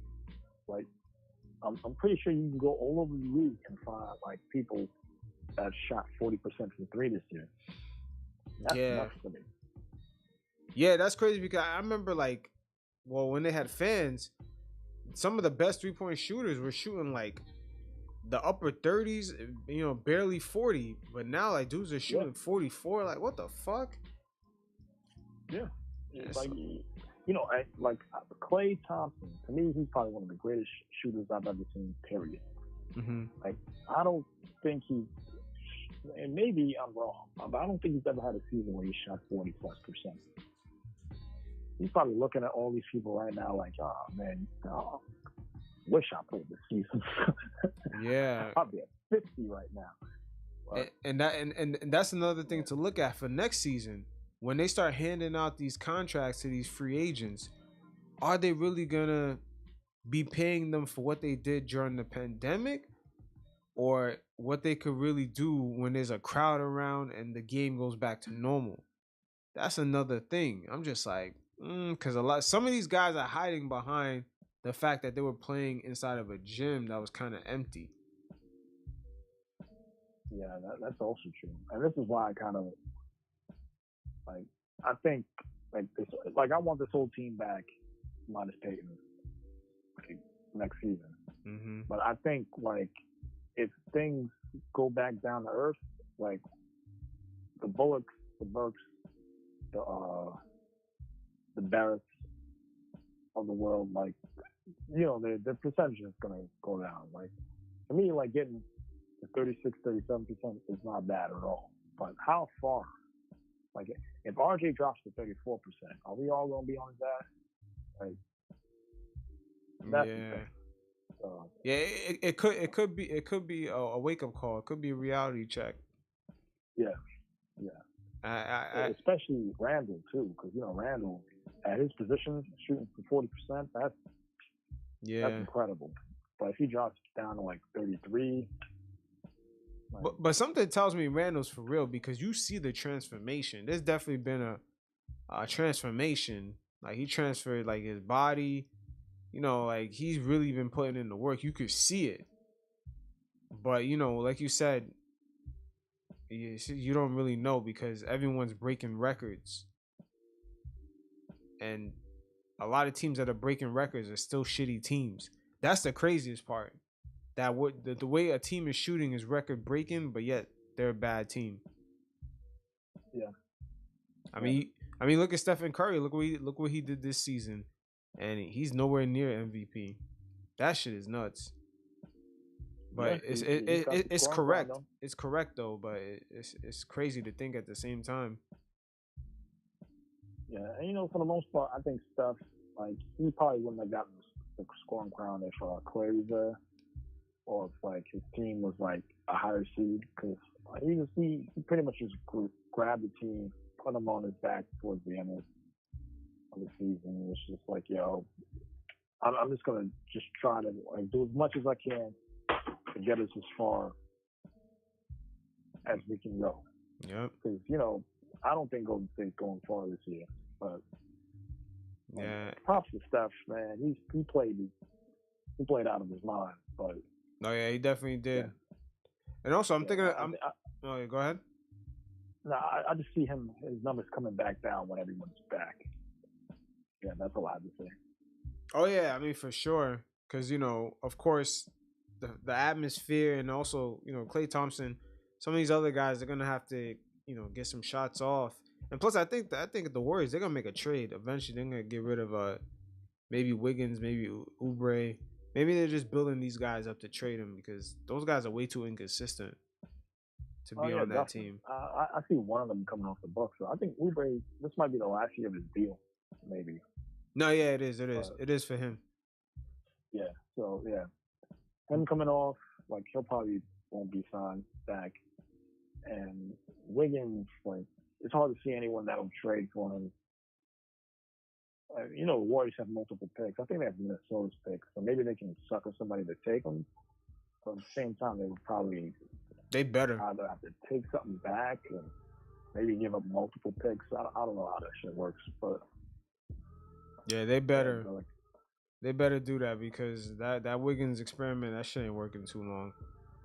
Yeah, that shit is not working. He's not a bad player. He's just like Tim Hardaway. When Tim Hardaway was here, like we all clowned. Like we didn't clown him, but we were all on him because he's getting $18 million, but he wasn't really a starter. Really, he's not the guy you put your offense on. Like no, Wiggins, he's not a max guy, but he's a good like I guess maybe starter maximum. Like if Wiggins is getting paid $12 million, I don't think anyone would bat it out. I think he's like what, that 30 plus. Nah, it's high. Whatever it is, I mean, he was on a rookie scale deal, and then he signed the extension while being on that rookie deal. Yeah, so he got the max. He got the max for, I know it was like 150 plus for 4 years. Like it was definitely over 150. Yeah. I think that's why Minnesota got off, and they were like, nah. That shit was a bad deal once he signed it. I was like, damn, that shit was like a bad deal. But once again, with Randall gonna get tested for that deal because we're about to see him go up against John Collins and Capella. So we'll see if he can. He could definitely shake off John Collins, but going at the rim against Capella, that might be a different story. Yeah, especially since like a lot of these guys like to sit in the paint against us, and Capella's not gonna go out and guard like Noel if he's outside of like 5 feet, so he'll just sit in the paint and maybe come double Julius. And we gotta like prepare for that. There has to be like, some sort of countermeasure. So I trust Thibs. Hopefully he has that in mind. Yeah, that's a good point what you just brought up there. I didn't even think of that. Like, Noel can't really stretch the floor like that to take him out of that paint. Yeah. Julius really got to put in work in this series. Like, he got to be on point. The last few games, he's been, he kind of got dialed back a little bit, but it could be because of fatigue. Because a lot of these games keep coming on, a day after rest. Then you got a back-to-back. Like, a lot of this this shit this season has been piled on. So it's That's like, why, a lot of things I are call hard him to the cardio judge. king. Say again? I call Randall the cardio king because like how many games did he miss this season? 1. Oh yeah, you're right. Yeah, he barely missed any games. Yeah, and he's played like around 30, at least 37 minutes, 37 plus minutes in almost every game this season. Damn. Gotta give him his flowers, man. He's been not just our MVP, not just the franchise MVP. He's just been like leading them. Yo, well I want said. to say league MVP, but you know I'm a little biased. So. Yeah. Definitely most improved player, but I mean, they're most likely gonna give that award to Jokic. He deserves it. Yeah, I'm not saying he doesn't deserve it, but you know, Randall should get some votes. Oh yeah, definitely. Still a little votes in there. Nah, I'm pretty sure he'll get a vote. He'll probably get a vote the same way Melo got a vote. Cause Melo got that. That dude just voted. LeBron could have been the first unanimous MVP. That dude voted for Melo. I almost forgot about that. Yeah. I just remember that. I was like, yo, yeah. But you know what some of these votings, they gotta start exposing the names, like who this person voted for this person, because some of these votes, there gotta be an explanation for them. I'm not saying this year, but just overall. Sometimes they gotta explain some of these votes because what are they looking at? Yeah, a lot of these writers, though, they probably won't want to come out of hiding unless they can like finesse a story behind it that they can get people to read. Yeah, because to me, like ESPN and floss themselves or something. Yeah, because to me, the gray area started with that Westbrook MVP year. It was like, I thought Harden was the MVP. That's just me. I'm like, yeah, the triple doubles was up. Like, I guess he's the first person to do it in a long time, but the rules are also different. And look at their seeding. Didn't Donovan Mitchell that season eliminate them in the first round? Like, oh yeah. Yeah, so I was like, you know, even before that, I was like, Westbrook MVP. That should never sit well with me. I was like, I don't know about that. Cause he had help. To me, it's not like Westbrook was sitting there. He had Melo and he had Paul George. Mm-hmm. No. I don't think it was that year. No, Melo and Paul George. I think it was the year before. Yeah, it was the year before. Yeah, but they were like what, the 6th seed or something. And James Harden was killing the whole year, and it was first place. I was like, yo, James Harden MVP. No, they gave it to Westbrook. I was like, that was the first time I was like, whoa, they open a gray area now. Now you don't have to have the best record. Like, you don't, because before all you had to do is you had to been putting up great points or great stats and have, like, you know, at least a top 2 or 3 record. Now, man, you ain't got to even be top 5 in your conference. You get an MVP? Like, oh shit. Yeah, it's crazy. But man, I appreciate you, David. I'm definitely gonna holler at you. Probably gonna close this out. But it's definitely good chats, man. Definitely gonna do more of these like kind of open sessions so I can hear from you guys. I was gonna say, was it game 1? When is game 1 on? We get like a week off? Yeah, it's like a whole week. We might play Saturday or Sunday, so we just gotta wait for the schedule. Yeah, I'm hoping that's gonna be a good thing for us. Maybe the guys gonna get rested, but we'll see how that goes. Wow, man, thank you for having me. All right, definitely, man. I appreciate you, man. Enjoy your night. You too, man. Yo, definitely pay attention to the emails. I'm gonna send you more alerts when I do more open shows like this. You can hit me up. I'll be glad to hear from you. Gotcha, man. All right, man. Stay up. All right, you guys. I'm basically gonna call it a night. Just definitely check out on the playlist channel. Well, not the playlist channel, but definitely check out on the channel.